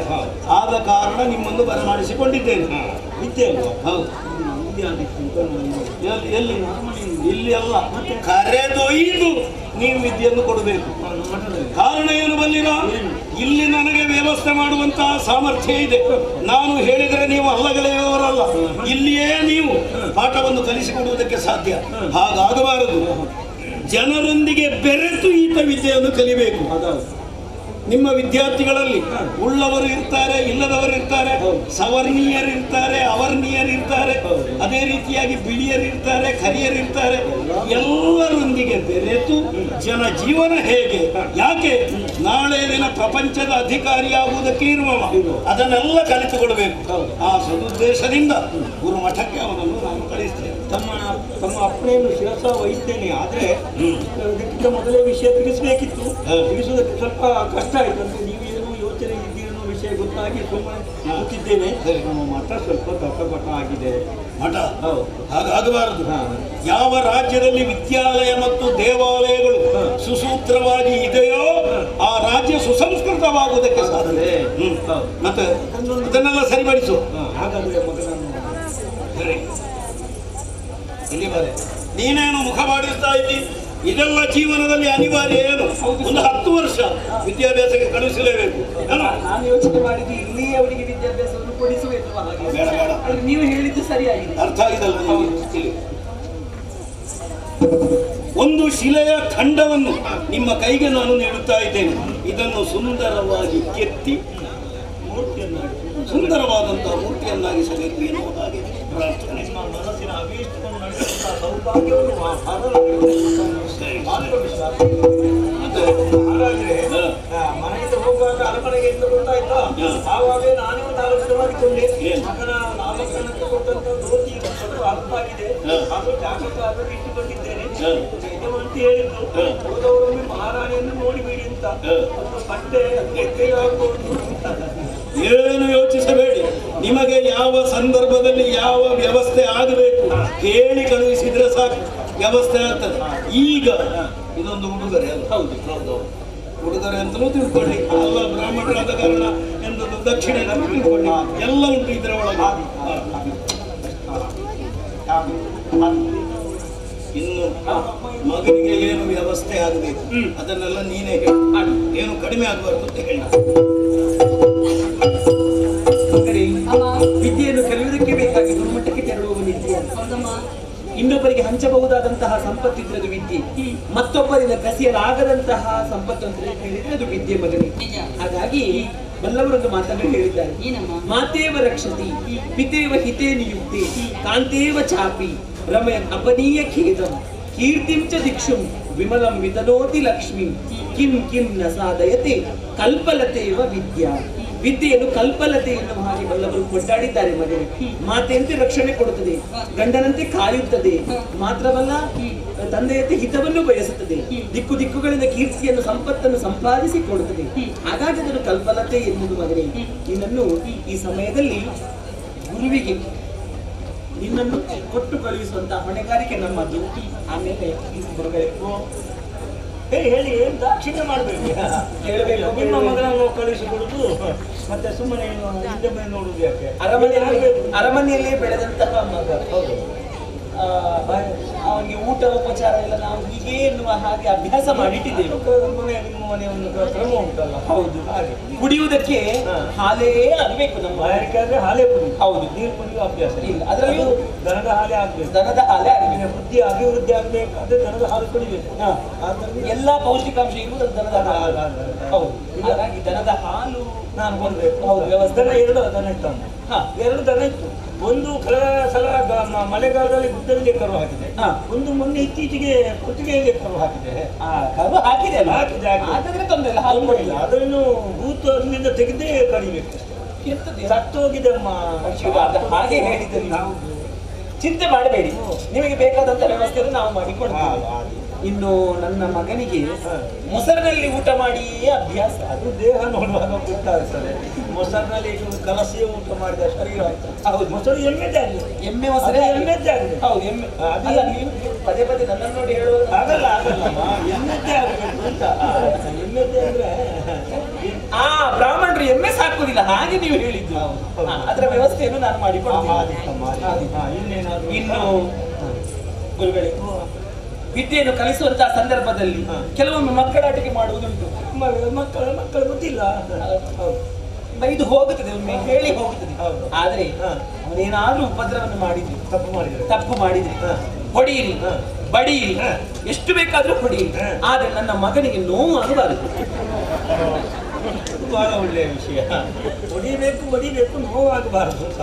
ಮಾತೃ ಹೃದಯ ಏನು ಎಂಬುದನ್ನು ತಿಳಿಯದವ ಈ ಗುರು ಅಂತ ಭಾವಿಸಿಕೊಳ್ಬೇಡಿ ಅಮ್ಮ. ನಿಮ್ಮ ಮನಸ್ಸಿಗೆ ನೋವು ಮಾಡಲಾರೆ. ಯಾಕಂದ್ರೆ ಶಿಷ್ಯನಾದವರಿಗೆ ಗುರುವಾದವ ಹೇಳಿಕೊಡುವಾಗ ಹೊಡೆದು ಮೈ ಮೇಲೆ ಗಾಯ ಮಾಡಿ ಅವರಿಗೆ ವಿದ್ಯೆ ಹೇಳಿಕೊಡುತ್ತಿಲ್ಲ.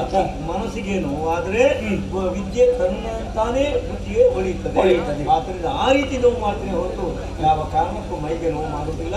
ನೀವು ನಿಶ್ಚಿಂತೆಯಾಗಿ ಕಳಿಸುತ್ತೆ. ಕರುಳನ್ನೇ ಕಿತ್ತು ಕೈಯಲ್ಲಿ ಕೊಡ್ತಾ ಇದ್ದೇನೆ. ಆಗ್ಲೇ ಅಮ್ಮ. ಇದು ದಾರಿಯಲ್ಲಿ ಹೋಗುವಾಗ ನಡೆದ ಅಭ್ಯಾಸ ಇಲ್ಲ ನನ್ನ ಮಗನಿಗೆ. ಒಂದು ಹೊತ್ತು ನಾನು ಎತ್ತಿಕೊಂಡೇ ಹೋಗುತ್ತೇನೆ.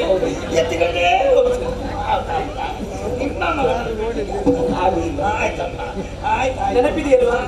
ಬೇಕಾದ್ರೆ ಕರ್ಕೊಂಡು ಬರ್ತೇನೆ. ಆದೀತು, ನನಗೆ ನೆನಪಾದಾಗ ಒಮ್ಮೆ ನೋಡ್ಲಿಕ್ಕೆ. ಅವನಿಗೆ ನೆನಪಾದಿತ್ತು. ಇದು ಹಾಲು ಮೊಸರು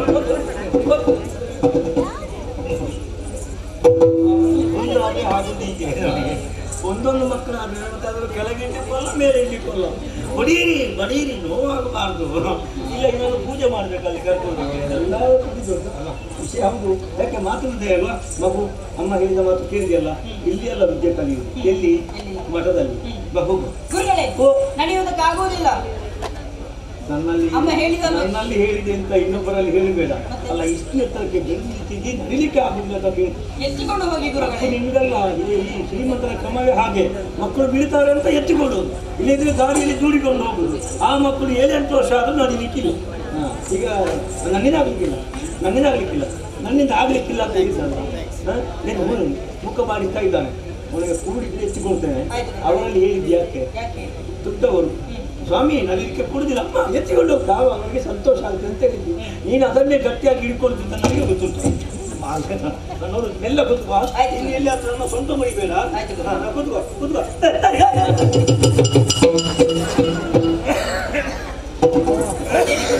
ಗೊತ್ತಿಯ ಭಾಷ. ನಾನು ಹಣ್ಣು ಮುದುಕ. ನೀನು ಪ್ರಾಯ 5 ವರ್ಷ. ಆದ್ರೆ 15 ವರ್ಷದ ಬೆಳವಣಿಗೆ ಆಗಿದೆ ನಿನಗೆ. ಏನು ಮಾಡ್ತೀವಿ?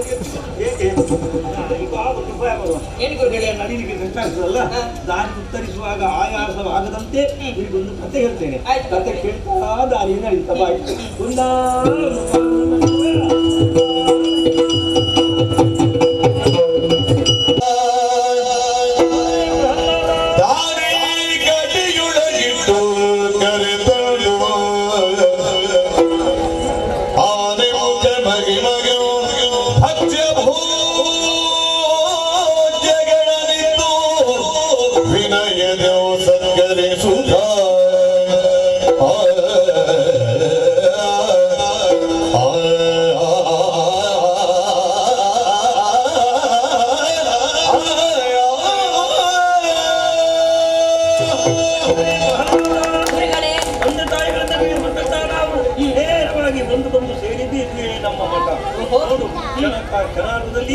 ನೂತನವಾದಂತಹ ಮಠವನ್ನು ತಂದೆಯವರು ಕಟ್ಟಿಸಿಕೊಟ್ಟಿದ್ದಾರೆ. ಸತ್ಯ. ನೋಡಿದೆಯಾ ಈ ಮಠದ ವೈಭವ ನೀನೊಬ್ಬನೇ ಇಲ್ಲಿ ವಿದ್ಯಾಭ್ಯಾಸ ಮಾಡುವುದಿಲ್ಲ ಕೆಲವಾರು ಮಂದಿ ಶಿಷ್ಯರಿದ್ದಾರೆ ಎಲ್ಲಿದ್ದಾರೆ ಗುರುಗಳೇ? ಅವರು ಹಾಗೆಲ್ಲ ಬರುವುದಿಲ್ಲ ಎಲ್ಲ ಮಠದ ನಮ್ಮ ಹಾಗೆ ಗುರು ಬರುವುದಕ್ಕಿಂತ ಮೊದಲು ಗುರುಗಳೇ ನಮ ನಮ.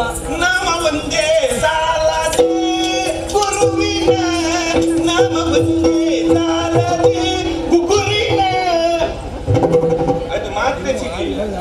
ಮಾತ್ರ ಹುಡುಗಿ ಬೇಕಾ ಅಲ್ಲ ಗುರುಗಳೇ, ನಿಮ್ಮ ಪುನತ ಪಾದಕ್ಕೆ ನಮನ.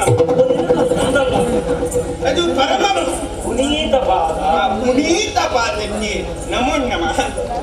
ಗುರು ಬ್ರಹ್ಮ ಗುರು ವಿಷ್ಣು ಗುರುದೇವೋ ಮಹಿಷಾಸುರ. ಗುರು ಸಾಕ್ಷಾತ್ ಪರಬ್ರಹ್ಮ. ಅದೊಂದು ಬಾಕಿ ಉಳಿದಿದೆ. ಇನ್ನು ಮಹಿಷಾಸುರ ನಾನು ಪರಬ್ರಹ್ಮ, ಹೊಸ ಬ್ರಹ್ಮ ಬೇರೆ ಅಲ್ಲ, ಮೇಲಿಂದ ಉಂಟಲ್ಲ, ಯಾವಾಗ ಉದ್ಧಾರ ಆಗ್ತದೆ? ದಿನ ಉಂಟಲ್ಲ. ಅವ ಯಾರಿದ್ದಾನೆ? ಪರಮ ಶಿಷ್ಯ. ಗುರುವಿಗೆ ಮುಲಾಮು ನೀಡುವ ತನಕ ದೊರೆಯದ ನಾವು ಬುದ್ಧಿ. ಗುರುವಿಗೆ ಮುಲಾಮು. ನಮಸ್ಕಾರ ನಮಸ್ಕಾರ ಅಂದೆ. ಇನ್ನು ಅಪ್ಪನಿಗೆ ಬಂದು ಗುರುವಿಗೆ ಗುರುವಿಗೆ ಮುಲಾಮು ಸಿಗು ಹೊಡಿಲಿಕ್ಕಿಲ್ಲ. ನನಗೆ ಹೇಳಿಕೊಟ್ಟಿದ್ದ ಜನ ನೀನು ಹೊಡಿಲಿಕ್ಕಿಲ್ಲ ಅಂತ. ನನಗೆ ಗೊತ್ತದು ಗುರುವಿನ ಗುಲಾಮ ಗುರುವಿನ ಗುಲಾಮ ನಾಗುವ ತನಕ ನಾದುವ ತನಕ ನಿನ್ನನ್ನು ಸರಿ ಮಾಡುವುದು ಒಂದೇ, ಕಂಬಳಿಯನ್ನು ಮಡಿ ಮಾಡುವುದು ಒಂದೇ. ಏನು ಮಾಡುವುದು ನಿಮ್ಮ ಅನುಭವಕ್ಕೆ ನನ್ನ ಅನುಭವ. ನೀನನ್ನು ಹುಟ್ಟಿದ ಅಪ್ಪನ ಅನುಭವಕ್ಕೆ ನಾನು ಅಪ್ಪನಲ್ಲಿ ಕೇಳಿ ಗಂಡನೇ ಬಡಿತೇನೆ. ನಾನು ನಿಮ್ಮಲ್ಲಿ ಹೇಳಿ ಹೋಗಿ ಗೊತ್ತುತ್ತದೆ ಅರಮನೆಗೆ ಹೋಗಿದ್ದೇನೆ. ಯಾಕೆ ಗೊತ್ತಾ? ಮಹಾರಾಜ ನಾನು ನನ್ನ ಕರೆದುಕೊಂಡು ಬರುವುದಕ್ಕೆ. ಇವ ಯಾರು ಗೊತ್ತಾಯ್ತಾ? ಗುರುಗಳೇ ಈತ ನಾನು ನಾನಲ್ಲ ಬೇರು. ಅಲ್ಲ ಈತ ಯಾರು? ಯಾರು? ಅರಸರ ಮಗ. ಅನಾಥ ಶಿಶು ಯಾರು? ಇನ್ನ ಹಾಗೆ ಅಂತ ಭಾವಿಸ್ಕೊಂಡಿರ? ಅನಾಥ ಶಿಶು ಅರಸರ ಮಗ, ಆಳುವ ದೊರೆಗಳ ಮಗ. ಇವನ ಹೆಸರು ಪ್ರಹ್ಲಾದ. ಇವ ಏತಕ್ಕೆ ಬಂದಿರ್ಪ? ಏತಕ್ಕೆ ಬಂದಿರ್ಬೇ? ನಾನು ವಿದ್ಯೆಯನ್ನು ಆರ್ಜಿಸಲು ಬಂದಿರ್ಪೆ. ಇವ ಆರ್ಜಿಸಲಲ್ಲ, ಇವ ಕಲಿಯಲು ಬಂದಿರ್ಬ. ಹೇಗೆ ಕಲಿತಾನ ಗುರುಗಳೇ? ನಿನ್ನಿಂದ ಒಳ್ಳೆಯ ಕಲಿತಾನ ವಿಶ್ವಾಸದಲ್ಲಿದೆ. ಎಷ್ಟು ಚಂದ ನನ್ನ ಹಾಗೆ. ಇವತ್ತು ಪ್ರಥಮವಾಗಿ ಹುಡುಗ ನಮ್ಮ ಆಶ್ರಮಕ್ಕೆ ಹಾಗಾದ್ರೆ ಮೊತ್ತವಾಗಿ ನಾವು ಮಾಡಬೇಕಾದಂತ ಕೆಲಸ ಯಾವುದು? ವಿಘ್ನೇಶ್ವರನ ಪೂಜೆ. ಎಲ್ಲವೂ ಕೈ ಮುಗಿದು ಗಣಪತಿ ಗಣಪತಿ ಗಣಪತಿ ಗಜಾನನಂ ಭೂತಗಣಾದಿ ಸೇವಿತಂ ಗಜಾನನಂ ಭೂತತಿ ಗಣೇಶ ಸೇವಿತಂ ತಂ ತಿಗ ಗಜಾನನಂ ಭೂತಗಣಾದಿ ಸೇವಿತಂ ತಂ ಭೂತಗಣಾದಿ ಸೇವಿತಂ. ಕಿವಿ ಕಿವಿ ಆ ಭೂತ ಗಣಾದಿ ಸೇವಿತಂ ಬರ್ತದೆ ಬರ್ಬೇಕು ನೋವಾಗುವಾಗ. ಗಜಾನನಂ ಭೂತಗಣಾದಿ ಸೇವಿತಂ ಕಪಿತ್ತ ಜಂಬೂ ಫಲಸಾರ ಭಕ್ಷಿತಂ. ಕಾಪಿ ಪಿತ್ತ ಚೆಂಬು ಪಲ್ಸರ್ ಬೈಕುತಂ.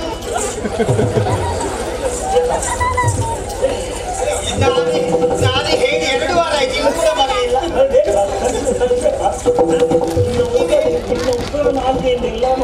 ನೀವು ಹೇಳಿಕೊಟ್ಟದ್ದು ಕಪಿತ್ತ ಜಂಬೂ ಚೆಂಬು ಫಲಸಾರ ಭಕ್ಷಿತಂ ತಂ ಉಮಾಸುತಂ ಶೋಕ ವಿನಾಶ ಕಾರಣಂ ಉಮಾಸುತಂ ಕವಿನಾಶಕ ನಮಾಮಿ ವಿಘ್ನೇಶ್ವರ ಪಾದ ಪಂಕಜಂ.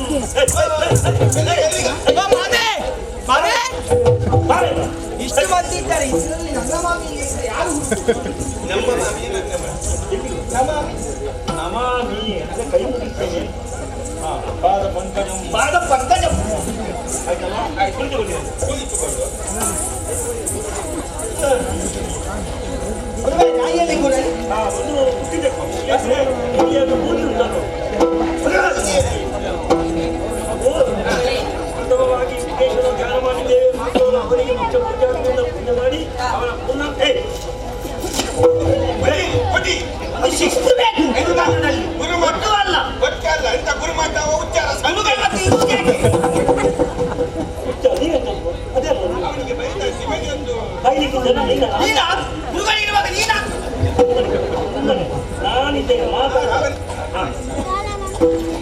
ಪಕ್ಷ ಪೂಜಾರಿಯಿಂದ ಪೂಜೆ ಮಾಡಿ ಅವನ ಪುನಃ ಪಡೆದುಕೊಂಡಿದ್ದೇವೆ. ಏನು ನೋಡ್ತೀರಿ? ವಿದ್ಯೆ ಹೇಳಿಕೊಡುವುದಲ್ವಾ? ಎಲ್ಲರೂ ಮರವನ್ನು ತಲೆಗೆ ಹಾಕಿ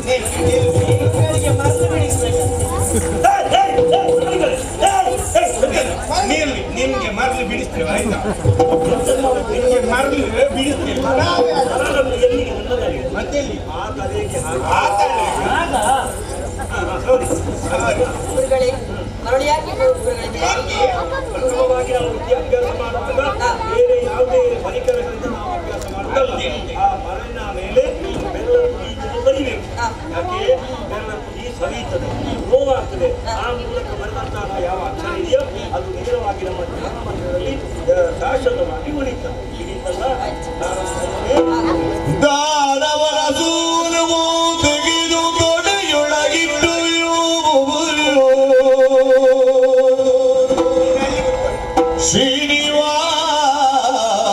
ಶ್ರೀನಿವಾಸನ ಸಕಲ ವರದಿವ್ಯ ನಾಮ ಸಾನುರಾಗದಿ ವಿಜಯವರು ನಿಶ್ಚಯಿಸಿದು ಮನದೊಳು ವಿಜಯವರು ನಿಶ್ಚಯಿಸಿದ ಮನದೊಳು ಪಾಲಲೋಚನದ ಸುನಾಮವ ಗುರುವರ ನೀಲು ಮಲ್ಲಿಯ ಬರಿದು ಪಾಲಲೋಚನ ಸುನಾಮವ ಗುರುವರ ನೀಲು ಮಲ್ಲಿಯ ಬರಿದು ಬಾಲಕ ನೀಡಿದ ಮರಿಯರೇ ಬಾಲಕ ನೀಡಿದ ಮರಿಯರೇ ಲಕ್ಷ್ಮೀ ಬರೆದ ಬರೆದ ಬಾಲಲೋಚನ ಸುನಾಮವ ಗುರುವರ ಮೇಲು ಮಲ್ಲಿಯ ಬರೆದು ಬಾಲಕ ನೀಡಿದ ಬರೆದಿ ಶ್ರೀಲಕ್ಷ್ಮೀ ಬರೆದ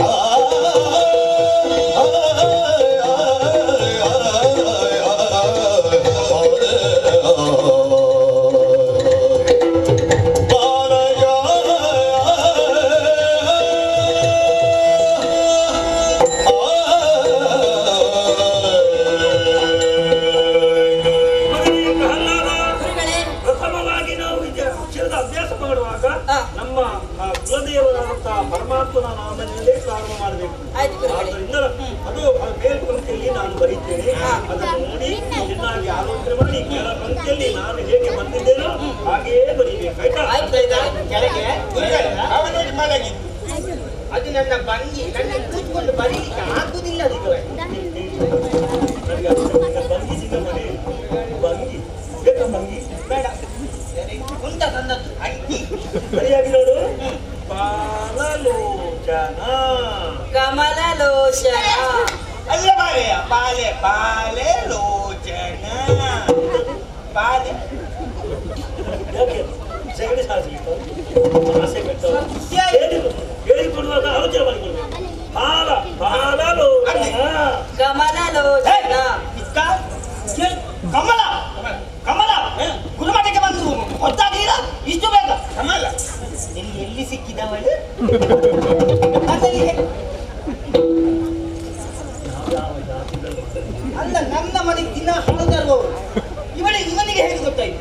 ಅವರು ಬರದ ವಿಷಯ ಕಂಡು ನಿನ್ನ ಕಮಲಗಳ ವಿಷಯ ಹೇಳಿದ್ದಲ್ಲ. ಇಲ್ವಾ? ಅದು ಬೇರೆ ಅವನದ್ದು ಕಮಲ ಬೇರೆ. ಹಾಗಲ್ಲ ಮಗ, ಹಾಗಲ್ಲ. ಹಾಗೆಲ್ಲ ಮದುವೆಗೆ ನಾಗಭೂಷಣನಾದ ಬೇಗದಿ ಬರೆಯದರು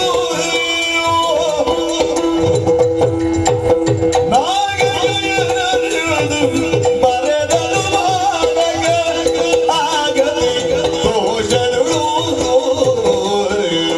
ಹಾಗೆಲ್ಲ ಮದುವೆಗೆ ನಾಗಜಯನೆಂದು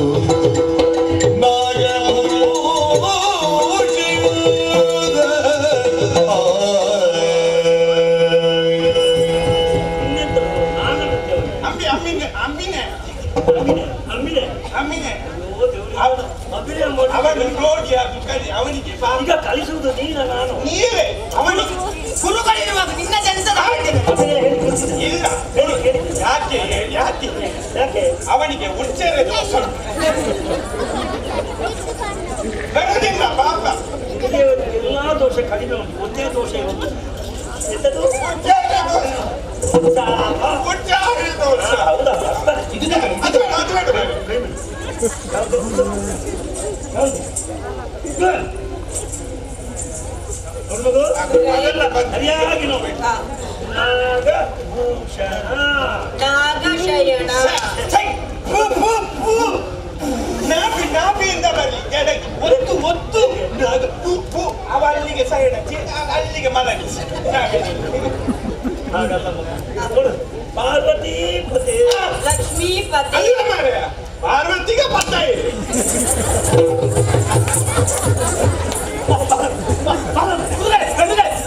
ಶಾಂತರಾಗಿ ಶಾಂತರಾಗಿ ನಾನಿದ್ದೆ. ಅವನಿಗೆ ಒಂದೊಂದು ಶಬ್ದ ಸಿಕ್ಕಿ ಯಾರಿಗೆ ಬರ್ತಾರೆ? ಪಾರ್ವತಿಗೆ ಪತ್ತ ಇದೆ. ಪಾರ್ವತಿ ಪತೈ. ಪಾರ್ವತಿ ಪತ್ತ ಇದೆ.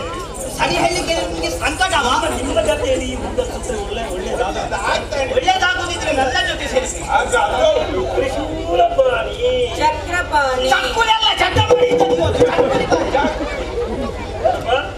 ಗಜ ಶರ್ಮ ಕನಕ ಪೀತಾಂಬರಧಾರಿ. ಸಾಕಿ ಕನಕ ಬಿದ್ದ ಗುರುದೇವ.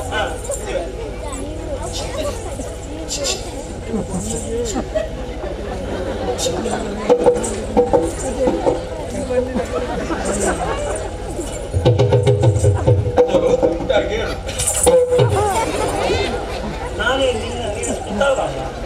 ಎಂತದ್ದು ಕರಿ ಹಿರಿಯವರನ್ನು ಕರೆಯುವ ಕ್ರಮ ಹಾಗೆ. ಇನ್ನು ನಾಳೆ ಇಲ್ಲಿಂದ ಹೊರಗೆ ಹೋದವರು ಇದನ್ನೇ ಮಾಡುದಲ್ಲ. ಆವಾಗ ಊರವರು ಕೇಳುದದ್ದು ಎಲ್ಲಿ ಕಲ್ತು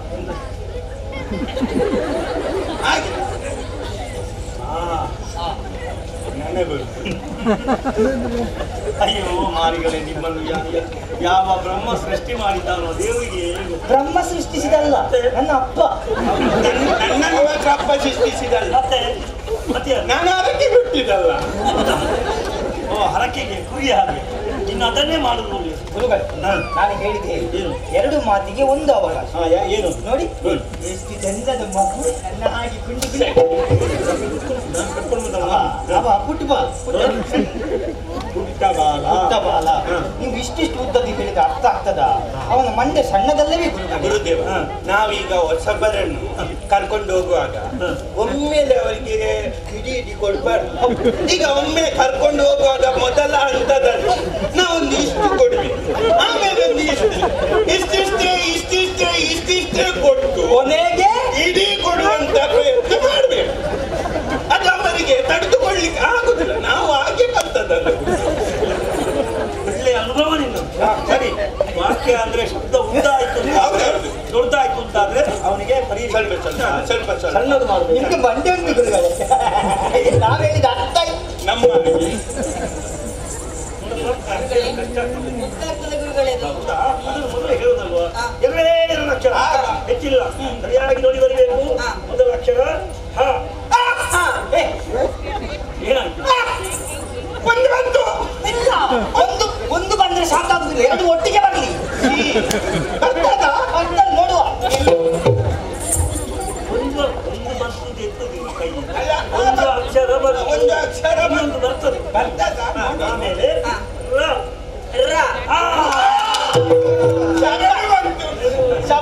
ಎರಡು ಅಕ್ಷರ ಕರಗತ ಆಗಿದೆ.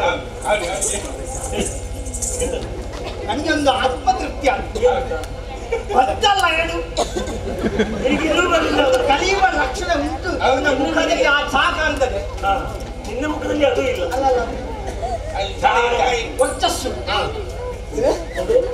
ಬೇರೆ ಬೇರೆ ಅಂತ ಬೇರ್ಪಟ್ಟು ಸಾಕಾಗಿ ಬರೆಯುವುದಲ್ಲ, ಬೇರೆ ಬೇರೆ ಬರೀಬಾರ್ದು. ಜೋಡಿಸಿ ಜೊತೆಯಾಗಿ ಬರೀಬೇಕು. ಜೋಡು ಮಾಡಿ, ಜೋಡು. ಹರಿ ಹರಿ ಹರಿ.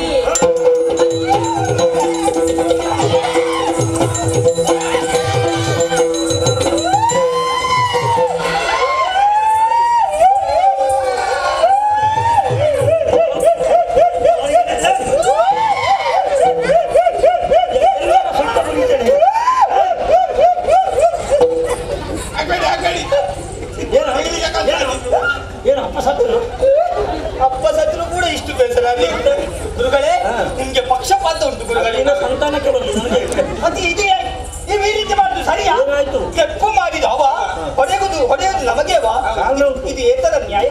ನ್ಯಾಯವೇ. ಹೇಗೆ ಗುರುದೇವ? ಅವ ತಪ್ಪು ಮಾಡಿದ್ದೆ ಅಂತ ನಾನು ಅವನಿಗೆ ಹೊಡೆದೆ ಅಂದ್ರೆ ಅವ ಯಾರು? ಯಾರು? ನಾಡಿನ ದೊರೆಗಳ ಮಗ, ಮುರಾರ್ಜಿಯ ಮಗ, ಮಹಾರಾಜ.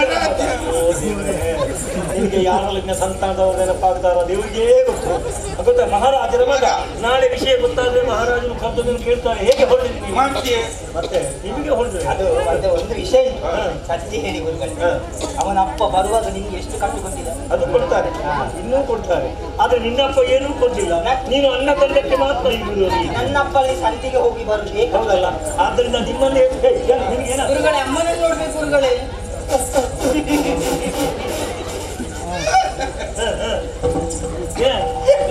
ಎಂತದ ಅವಸ್ಥೆ ಗುರುಗಳೇ, ಗುರುಮಠಕ್ಕೆ ಬಂದು 2 ದಿವಸ ಆಗಲಿಲ್ಲ, ಅಮ್ಮನನ್ನು ನೋಡ್ಬೇಕು ಅಂತ ಹೇಳ್ತಾ ಇದ್ದಾರೆ. ನಾನು ಬಂದು ಇಷ್ಟು ವರ್ಷ ಆಯ್ತು, ಒಂದು ದಿವಸ ಅದು ಮನೆಗೆ ಹೋಗಿದ್ದೇನೆ. ಅಲ್ಲ, ಮನೆ ಉಂಟು ಇರುವಂತೆ ನಿನಗೆ ಗೊತ್ತಿಲ್ಲ. ನನ್ನ ಮನೆಗೆ ಇದು ಮಾಡಿಲ್ಲ ಮಾಡಿಲ್ಲ ಗೋಡೆ ಮಾತ್ರ. ಗೋಡೆ ಅಲ್ಲ, ಹೊಸ ಹೊಸತ್ತು. ಹೊಸ. ಮನೆಗೆ ಹೋಗುದು ಹೇಗೆ? 3 ಸಲ ಮುಕ್ಕಳಿಗೆ ಇಲ್ಲಿ ಸಿಕ್ಕಿದಷ್ಟು ಅಲ್ಲಿ ಸಿಗ್ತದ? ಅಲ್ಲಿ ಹೋದ್ರೆ ಮಣ್ಣೆ ತಿನ್ಬೇಕಷ್ಟೇ. ಆದ್ರಿಂದ ಹೋಗುದಿಲ್ಲ ಅಷ್ಟೇ. ಅವನಿಗೆ ಹಾಗಲ್ಲ, ನಿನ್ನ ಹಾಗಲ್ಲ. ಅವ ನಾಡಿನ ದೊರೆಗಳ ಮಗ, ಗೊತ್ತಾಯ್ತು? ನೋಡು, ಇವನನ್ನು ಕರೆದುಕೊಂಡು ಹೋಗಿ ನಿನ್ನನ್ನು ಕರ್ಕೊಂಡು ಹೋದ್ರೆ ಅಲ್ಲಿವರೆಗೆ ಮುಟ್ಟಿಸ್ತಿ ಅನ್ನೋ ಆತ್ಮವಿಶ್ವಾಸ ನಿಮ್ಗೆ ಕೊಟ್ಟಿದ್ದಾರೆ, ನನ್ಗೆ ಏನಾದ್ರು ಸಿಕ್ಕಿದೆ. ಕೊಡ್ತಾರೆ ಕೊಡ್ತಾರೆ. ನಿನ್ನ ಚೇಷ್ಟೆ ನೋಡಿದ್ರೆ ಬೆನ್ನಿಗೆ ಕೊಡ್ತಾರೆ. ನೋಡಿ, ನಾಳೆ ತಪ್ಪದ ಎಲ್ಲವರು ಆ ಮಠಕ್ಕೆ ಬರ್ತಾರೆ. ನಾನು ಗುರುಮಠಕ್ಕೆ ರಜೆ ಗುರುಗಳೇ. ಯಾಕೆ? ನನ್ನ ಹುಟ್ಟಿದ ದಿನ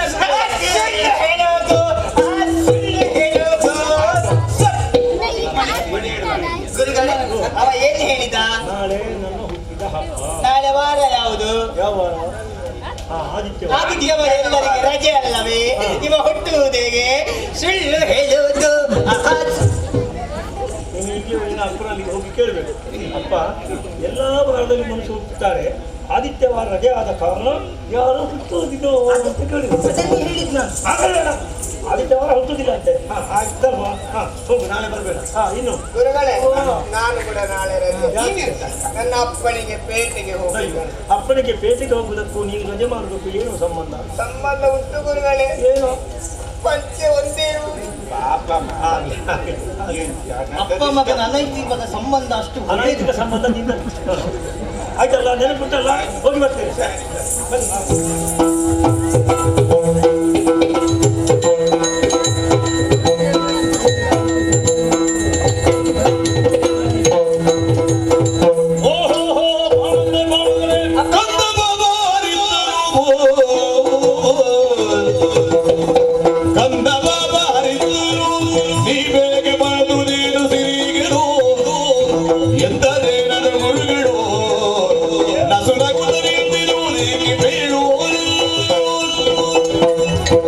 ಈಗ ಎಣಿಸಿದ್ದಷ್ಟೇ ಗುರುಮಠಕ್ಕೆ ಹೋಗಿ ಮಗನನ್ನೊಮ್ಮೆ ನೋಡಬೇಕು ಎನ್ನುವ ಹಾಗೆ ಆ ಕ್ಷಣದಲ್ಲೇ ನನ್ನ ಕಣ್ಣ ಮುಂದೆ ಬಂದು ನಿಂತೆ.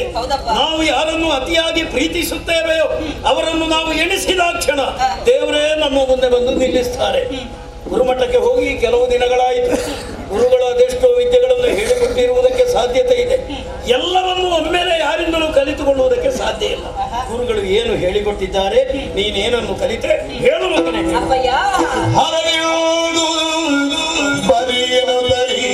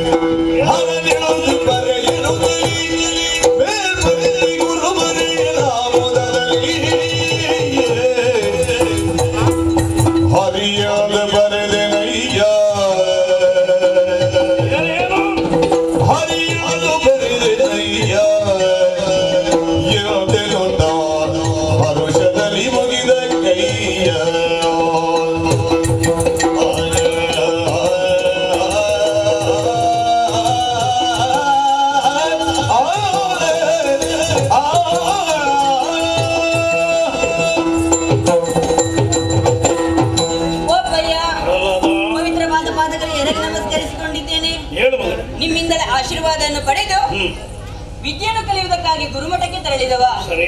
ಅಪ್ಪಯ್ಯ ಏನು? ಮೊದಲಾಗಿ ಗುರುಮಠಕ್ಕೆ ತೆರಳಿದ ನಂತರ ಅಲ್ಲಿಯ ನಿಯಮಗಳನ್ನೆಲ್ಲ ಹೇಳಿಕೊಟ್ಟರು. ಸರಿ. ಆಮೇಲೆ ಇತರ ಶಿಷ್ಯ ಬೃಂದಗಳನ್ನೆಲ್ಲ ಪರಿಚಯ ಮಾಡಿಕೊಟ್ಟರು.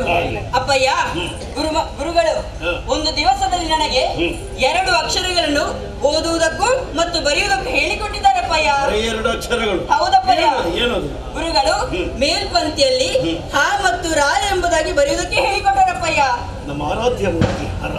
ಸರಿ ಅಪ್ಪಯ್ಯ, ನಾನು ಹರಿ ಎಂಬುದಾಗಿ ಬರೆದೆನಪ್ಪಯ್ಯ. ಹರಿಯನ್ನು ಬರೆದುವುದೀಯೇ ಹರಿಯನ್ನು ಬರೆದುವುದೀ ಎನ್ನೊಡನೆ ಒರೆಯಿರುವುದೆಯ ಬರಿದೆ ಸರ್ವದಾಡಿನ ಸುಳ್ಳನೋ ಹರಿಯನ್ನೇ ಬರೆದೆ ನನ್ನ ಬಾನನೋ ಹರಿಯನ್ನು ಬರೆದುವುದೀ. ಪ್ರಹ್ಲಾದ, ಅಪ್ಪಯ್ಯ, ಯಾವ ಕಷ್ಟದ ಸಂದರ್ಭದಲ್ಲೂ ನಾವು ಸುಳ್ಳು ಹೇಳಬಾರದು.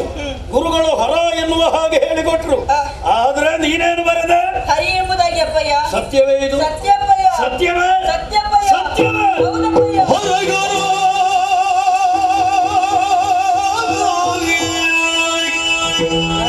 ಈ ಬಾಲಕಿಗೆ ಹರಿದು ದೊರೆಯಲಿರುವವರಾರು ಪರಿಗಿಸೆ ಪುರರ ಕವಿದಿರುವುದಿರುವುದೇ ತೋರುವುದ ಹರಾತ್ಮದಿಗೆ ಅರುಗ ಬೇಗ ದರೆಯದ ನೀತಿ ತರಳಗಿನ ತೊಡಲೋಗ ದಾನವರಿರಗ ಕಾದರ ತಪ್ಪಿ ಮುದ್ದಿಸುತ್ತದ ವಿನಯದಲ್ಲಿ ಪರಮಾಶ್ಚರ್ಯವಾಗುತ್ತಾ ಇದೆ. ಹರ ಎನ್ನುವ ಹಾಗೆ ಗುರುಗಳು ಹೇಳಿಕೊಟ್ಟರೆ ಈ ಬಾಲಕ ಹರಿ ಎನ್ನುವ ಹಾಗೆ ಬರೆದ.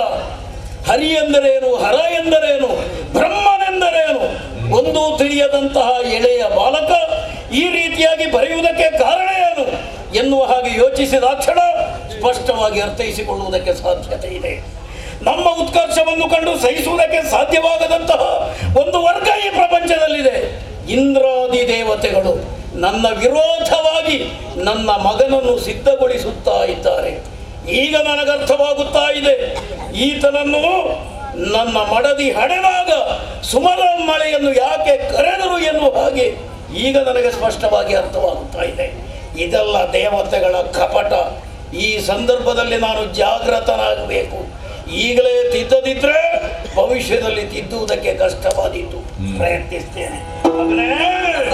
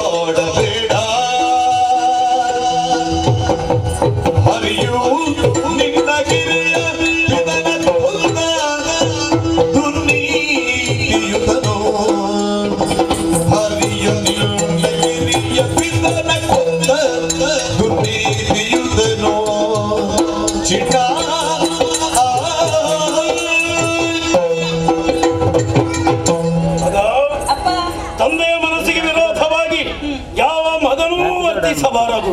ಹರ ಎನ್ನುವ ಹಾಗೆ ಗುರುಗಳು ಹೇಳಿಕೊಟ್ರೆ ಯಾವ ಕಾರಣಕ್ಕೂ ನೀನು ಹರಿನಾಮ ಸಂಕೀರ್ತನೆಯನ್ನು ಮಾಡಬಾರದು ಮಗನೇ. ಹರಿ ನಮ್ಮ ಪ್ರಬಲ ವಿರೋಧಿ ಇದ್ದಾನೆ. ಆ ಕಾರಣದಿಂದಲೇ ನಮ್ಮ ರಾಜ್ಯದಲ್ಲಿ ಯಾರೂ ಕೂಡ ಆ ದುಷ್ಟನ ನಾಮವನ್ನು ಹೇಳಬಾರದು ಎನ್ನುವ ಹಾಗೆ ನಾನು ಕಟ್ಟಪ್ಪಣೆಯನ್ನು ಮಾಡಿದ್ದೇನೆ. ಪೂಜಾ ಸಾಹಿತ್ಯ ಒಂದಿದೆಯಲ್ಲ, ಅದನ್ನು ನಾನು ಹರವಾಣ ಅಂತ ಹೇಳು. ನೀನು ಆಲೋಚನೆ ಮಾಡು. ಅವನ ಹೆಸರನ್ನು ಯಾರು ಹೇಳಬಾರದು ಎನ್ನುವ ಕಾರಣದಿಂದ ಹರವಾಣ ಎನ್ನುವ ಹಾಗೆ ಹೇಳಬೇಕು ಎನ್ನುವ ಹಾಗೆ ಆಜ್ಞಾಪಿಸಿದವನಿದ್ದೇನೆ. ಆತ ನಮ್ಮ ಪ್ರಬಲ ವಿರೋಧಿ ಇದ್ದಾನೆ. ಒಂದೇ ಒಂದು ವಿಚಾರವನ್ನು ನಿನಗೆ ಹೇಳ್ತೇನೆ. ಬಾಯಿ ತುಂಬಾ ಚಿಕ್ಕಪ್ಪ ಎಂದು ಹೇಳಬೇಕಾದಂತಹ ಒಂದು ಅವಕಾಶವನ್ನು ನೀನು ಕಳೆದುಕೊಂಡಿದ್ದಿ. ಏನಾಯ್ತಪ್ಪ? ನನಗೋರ್ವ ತಮ್ಮನಿದ್ದ ಕನಕಾಕ್ಷ ಎನ್ನುವ ಹಾಗೆ ಎಲ್ಲಿದ್ದಾರಪ್ಪಯ್ಯ? ಪ್ರಪಂಚದಲ್ಲಿ ಪರಾಕ್ರಮಿಯಾಗಿ ಮೆರೆದವ. ಅಂತಹ ಪರಾಕ್ರಮಿಯನ್ನು ಕೊಂದಂತಹ ದುರ್ನೀತಿವಂತ ಹರಿತಾನೆ. ಅವನ ನಾಮಸ್ಮರಣೆ ಮಾಡುವುದು. ಹರಿಯು ದುಷ್ಟನೇ. ದುಷ್ಟನು ಕೊಂದುದೇನು ಕೆಟ್ಟುದಾಯ್ತೆ ಜಗಕ್ಕೆ ಅಪ್ಪಯ್ಯ ಜನಕ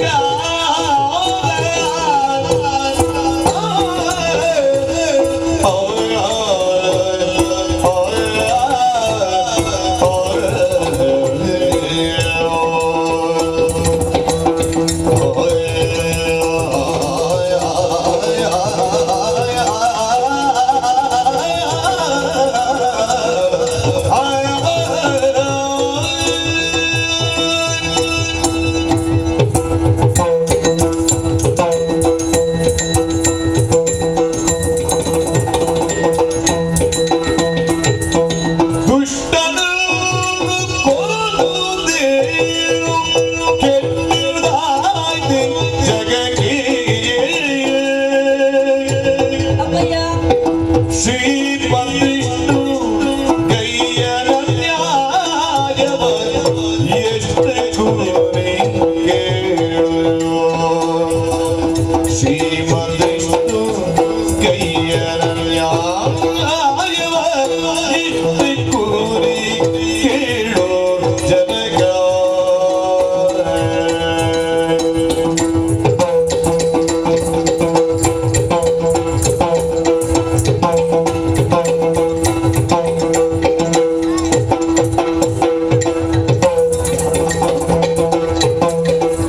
ಶ್ರೀಮಂತಿಷ್ಟು ಕೈಯನ ನ್ಯಾಯವ ಎಷ್ಟು ಕೂರಿ ಕೇಳು.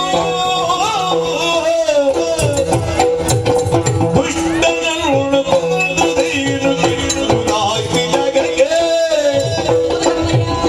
ಶ್ರೀಮಂತಿಷ್ಟುಗಿಯನ ನ್ಯಾಯವ ಎಷ್ಟು ಕೂರಿ ಕೇಳು. ಜನಕ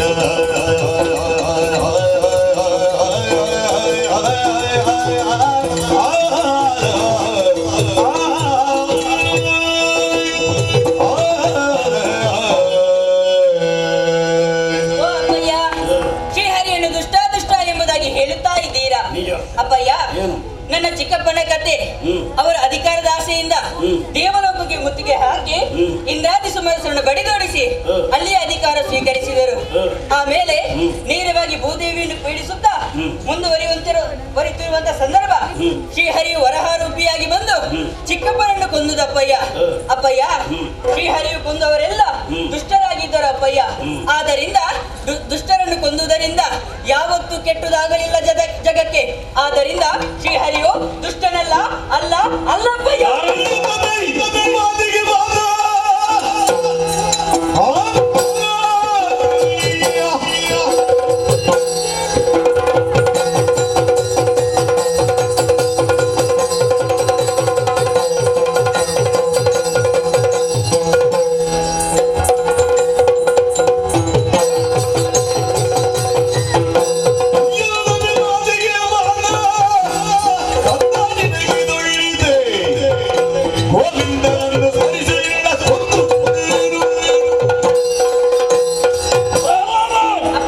ಯಾರ ಮುಂದೆ ನಿಂತು ಮಾತನಾಡುತ್ತಾ ಇದ್ದಿ ಎನ್ನುವಂತಹ ಪ್ರಜ್ಞೆ ನಿನಗುಂಟಲ್ಲ.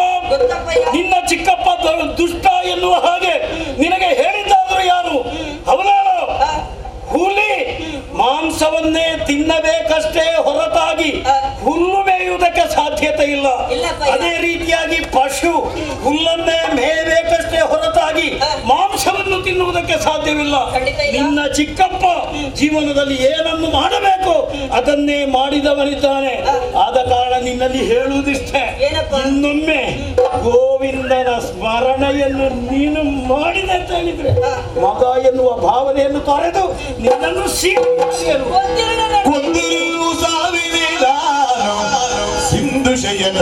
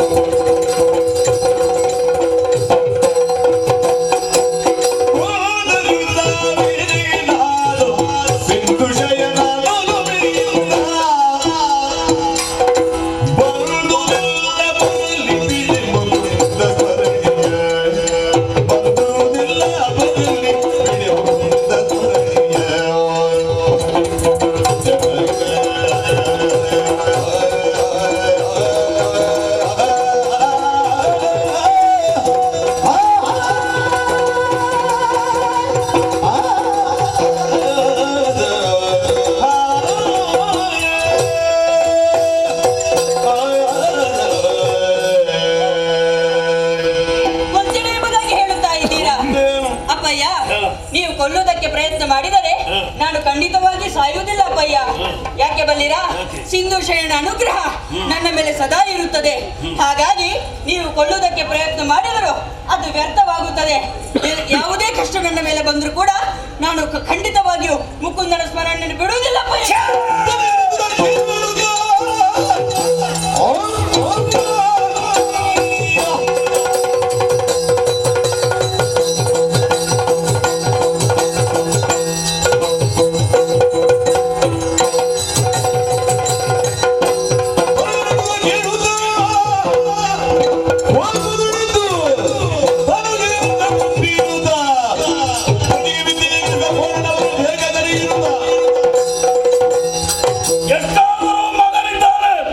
ಕೊಲ್ಲುವುದಕ್ಕೆ ನನಗೆ ಮನಸ್ಸು ಬಂದಿತ್ತೆ. ಹಸಿ ಗೋಡೆಗೆ ಕಲ್ಲು ಬಿಸಾಡಿ ಪ್ರಯತ್ನ ಮಾಡಿದವ ಗುರು ಇವನನ್ನು ದೂರಿ ಪ್ರಯೋಜನ ಇಲ್ಲ. ಇವನ ತಲೆಯಲ್ಲಿ ಬೇಡದನ್ನು ತುಂಬಿಸಿದವ ಆ ಗುರು ಯಾರಲ್ಲಿ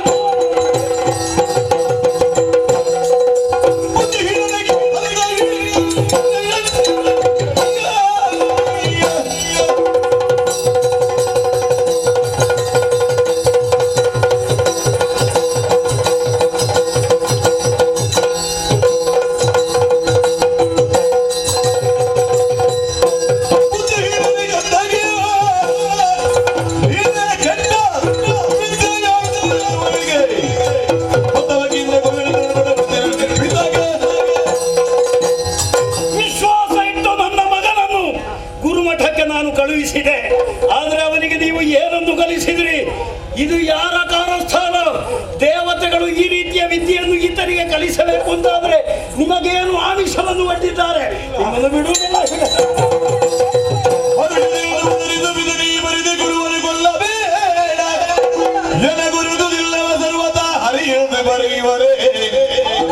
ದೊರಕಿದರಗಿ ಬುದ್ಧಿ ಪೂರ್ವದಿ ವಿರಚಿಸಿದ ಪುಣ್ಯಗಳ ಫಲದೇವೋ ಅರ್ಹಲನಿಗದ ಜರನೆ ಖಡಯದ ಕೂಪದಲ್ಲಿ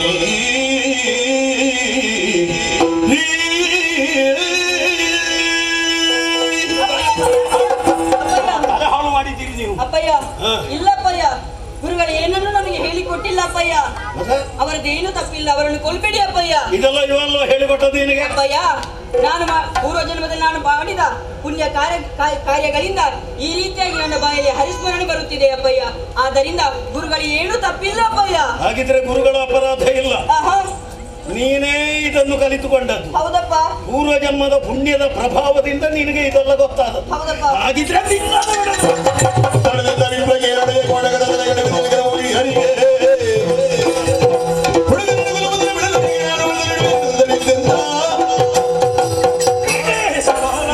ಆಗಲೇಬೇಕು ಈಗ. ರಾಜ ಅವಸರ ಮಾಡಬೇಡ, ಅವಸರ ಮಾಡಬೇಡ.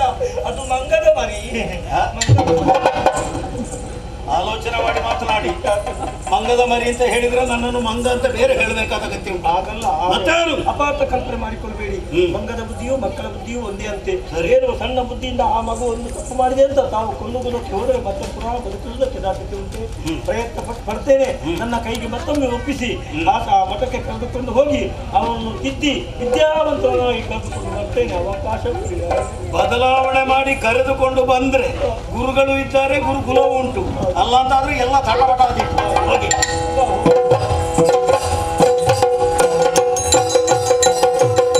ನೀವೆಷ್ಟೇ ಹೇಳಿಕೊಟ್ಟರೆ ನಾರಾಯಣ ನಾಮ ಸ್ಮರಣೆ ಮಾಡ್ತಾ ಇರು. ಆದ್ರೆ ಯಾವ ಸ್ಥಳದಿಂದ ನಾನು ಕರ್ಕೊಂಡು ಬಂದಿದ್ದೇನೋ ಅಲ್ಲಿಗೆ ಹೋಗಿ.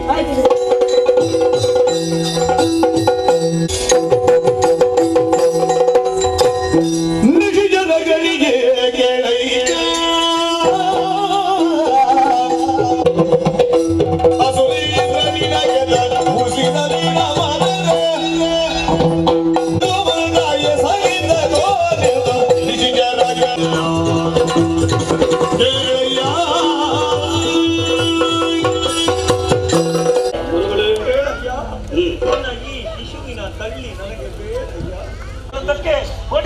ಪಡೆದೆ.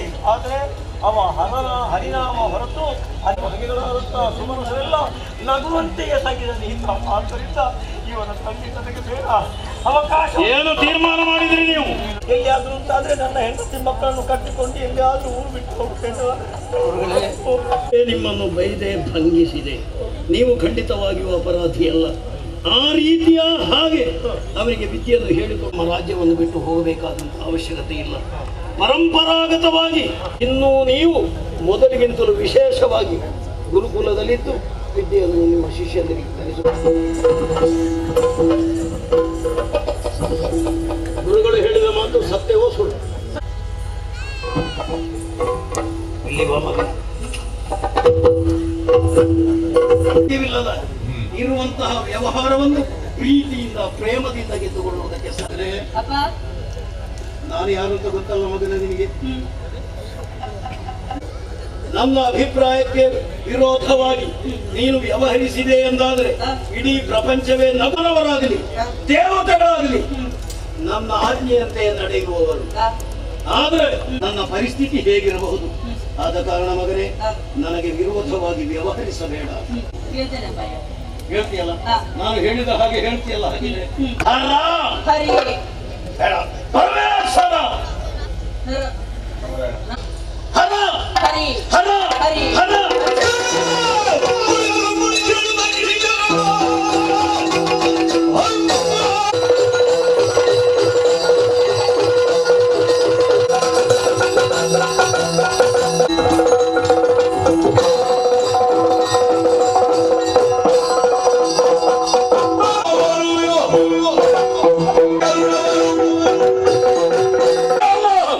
ಬದುಕಿ ಉಳಿಯಬಾರದು.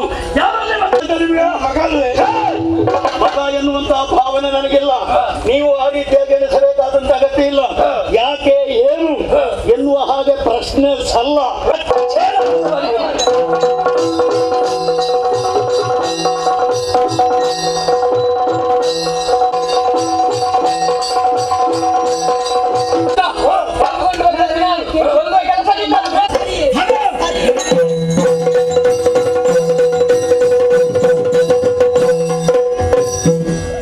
ಮಾತನ್ನು ಕೇಳದಿದ್ದರೂ ಕೂಡ ತಾಯಿಯ ಮಾತನ್ನು ಕೇಳುವುದಕ್ಕೆ ಸಾಧ್ಯ. ನಿರೀಶ್ವರವಾದಿಗಳು ಕೂಡ ತಾಯಿಯನ್ನು ದೇವರು ಎನ್ನುವ ಹಾಗೆ ಒಪ್ಪಿಕೊಳ್ಳುತ್ತಾರೆ. ಈತನನ್ನು ತಿದ್ದಬೇಕಾಗಿದೆ. ಕಯಾದೋ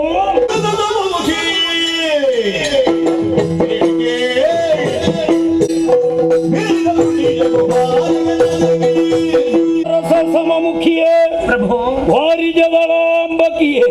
ಏನು ಸ್ವಾಮಿ? ಯಾವ ರೀತಿಯಲ್ಲಿ ಸೂರ್ಯದೇವನನ್ನು ಕಂಡಾಕ್ಷಣ ಕಮಲ ನನ್ನನ್ನು ಕಂಡಾಕ್ಷಣ ನಿನ್ನ ಮುಖ ಅರಳುತ್ತದೆ.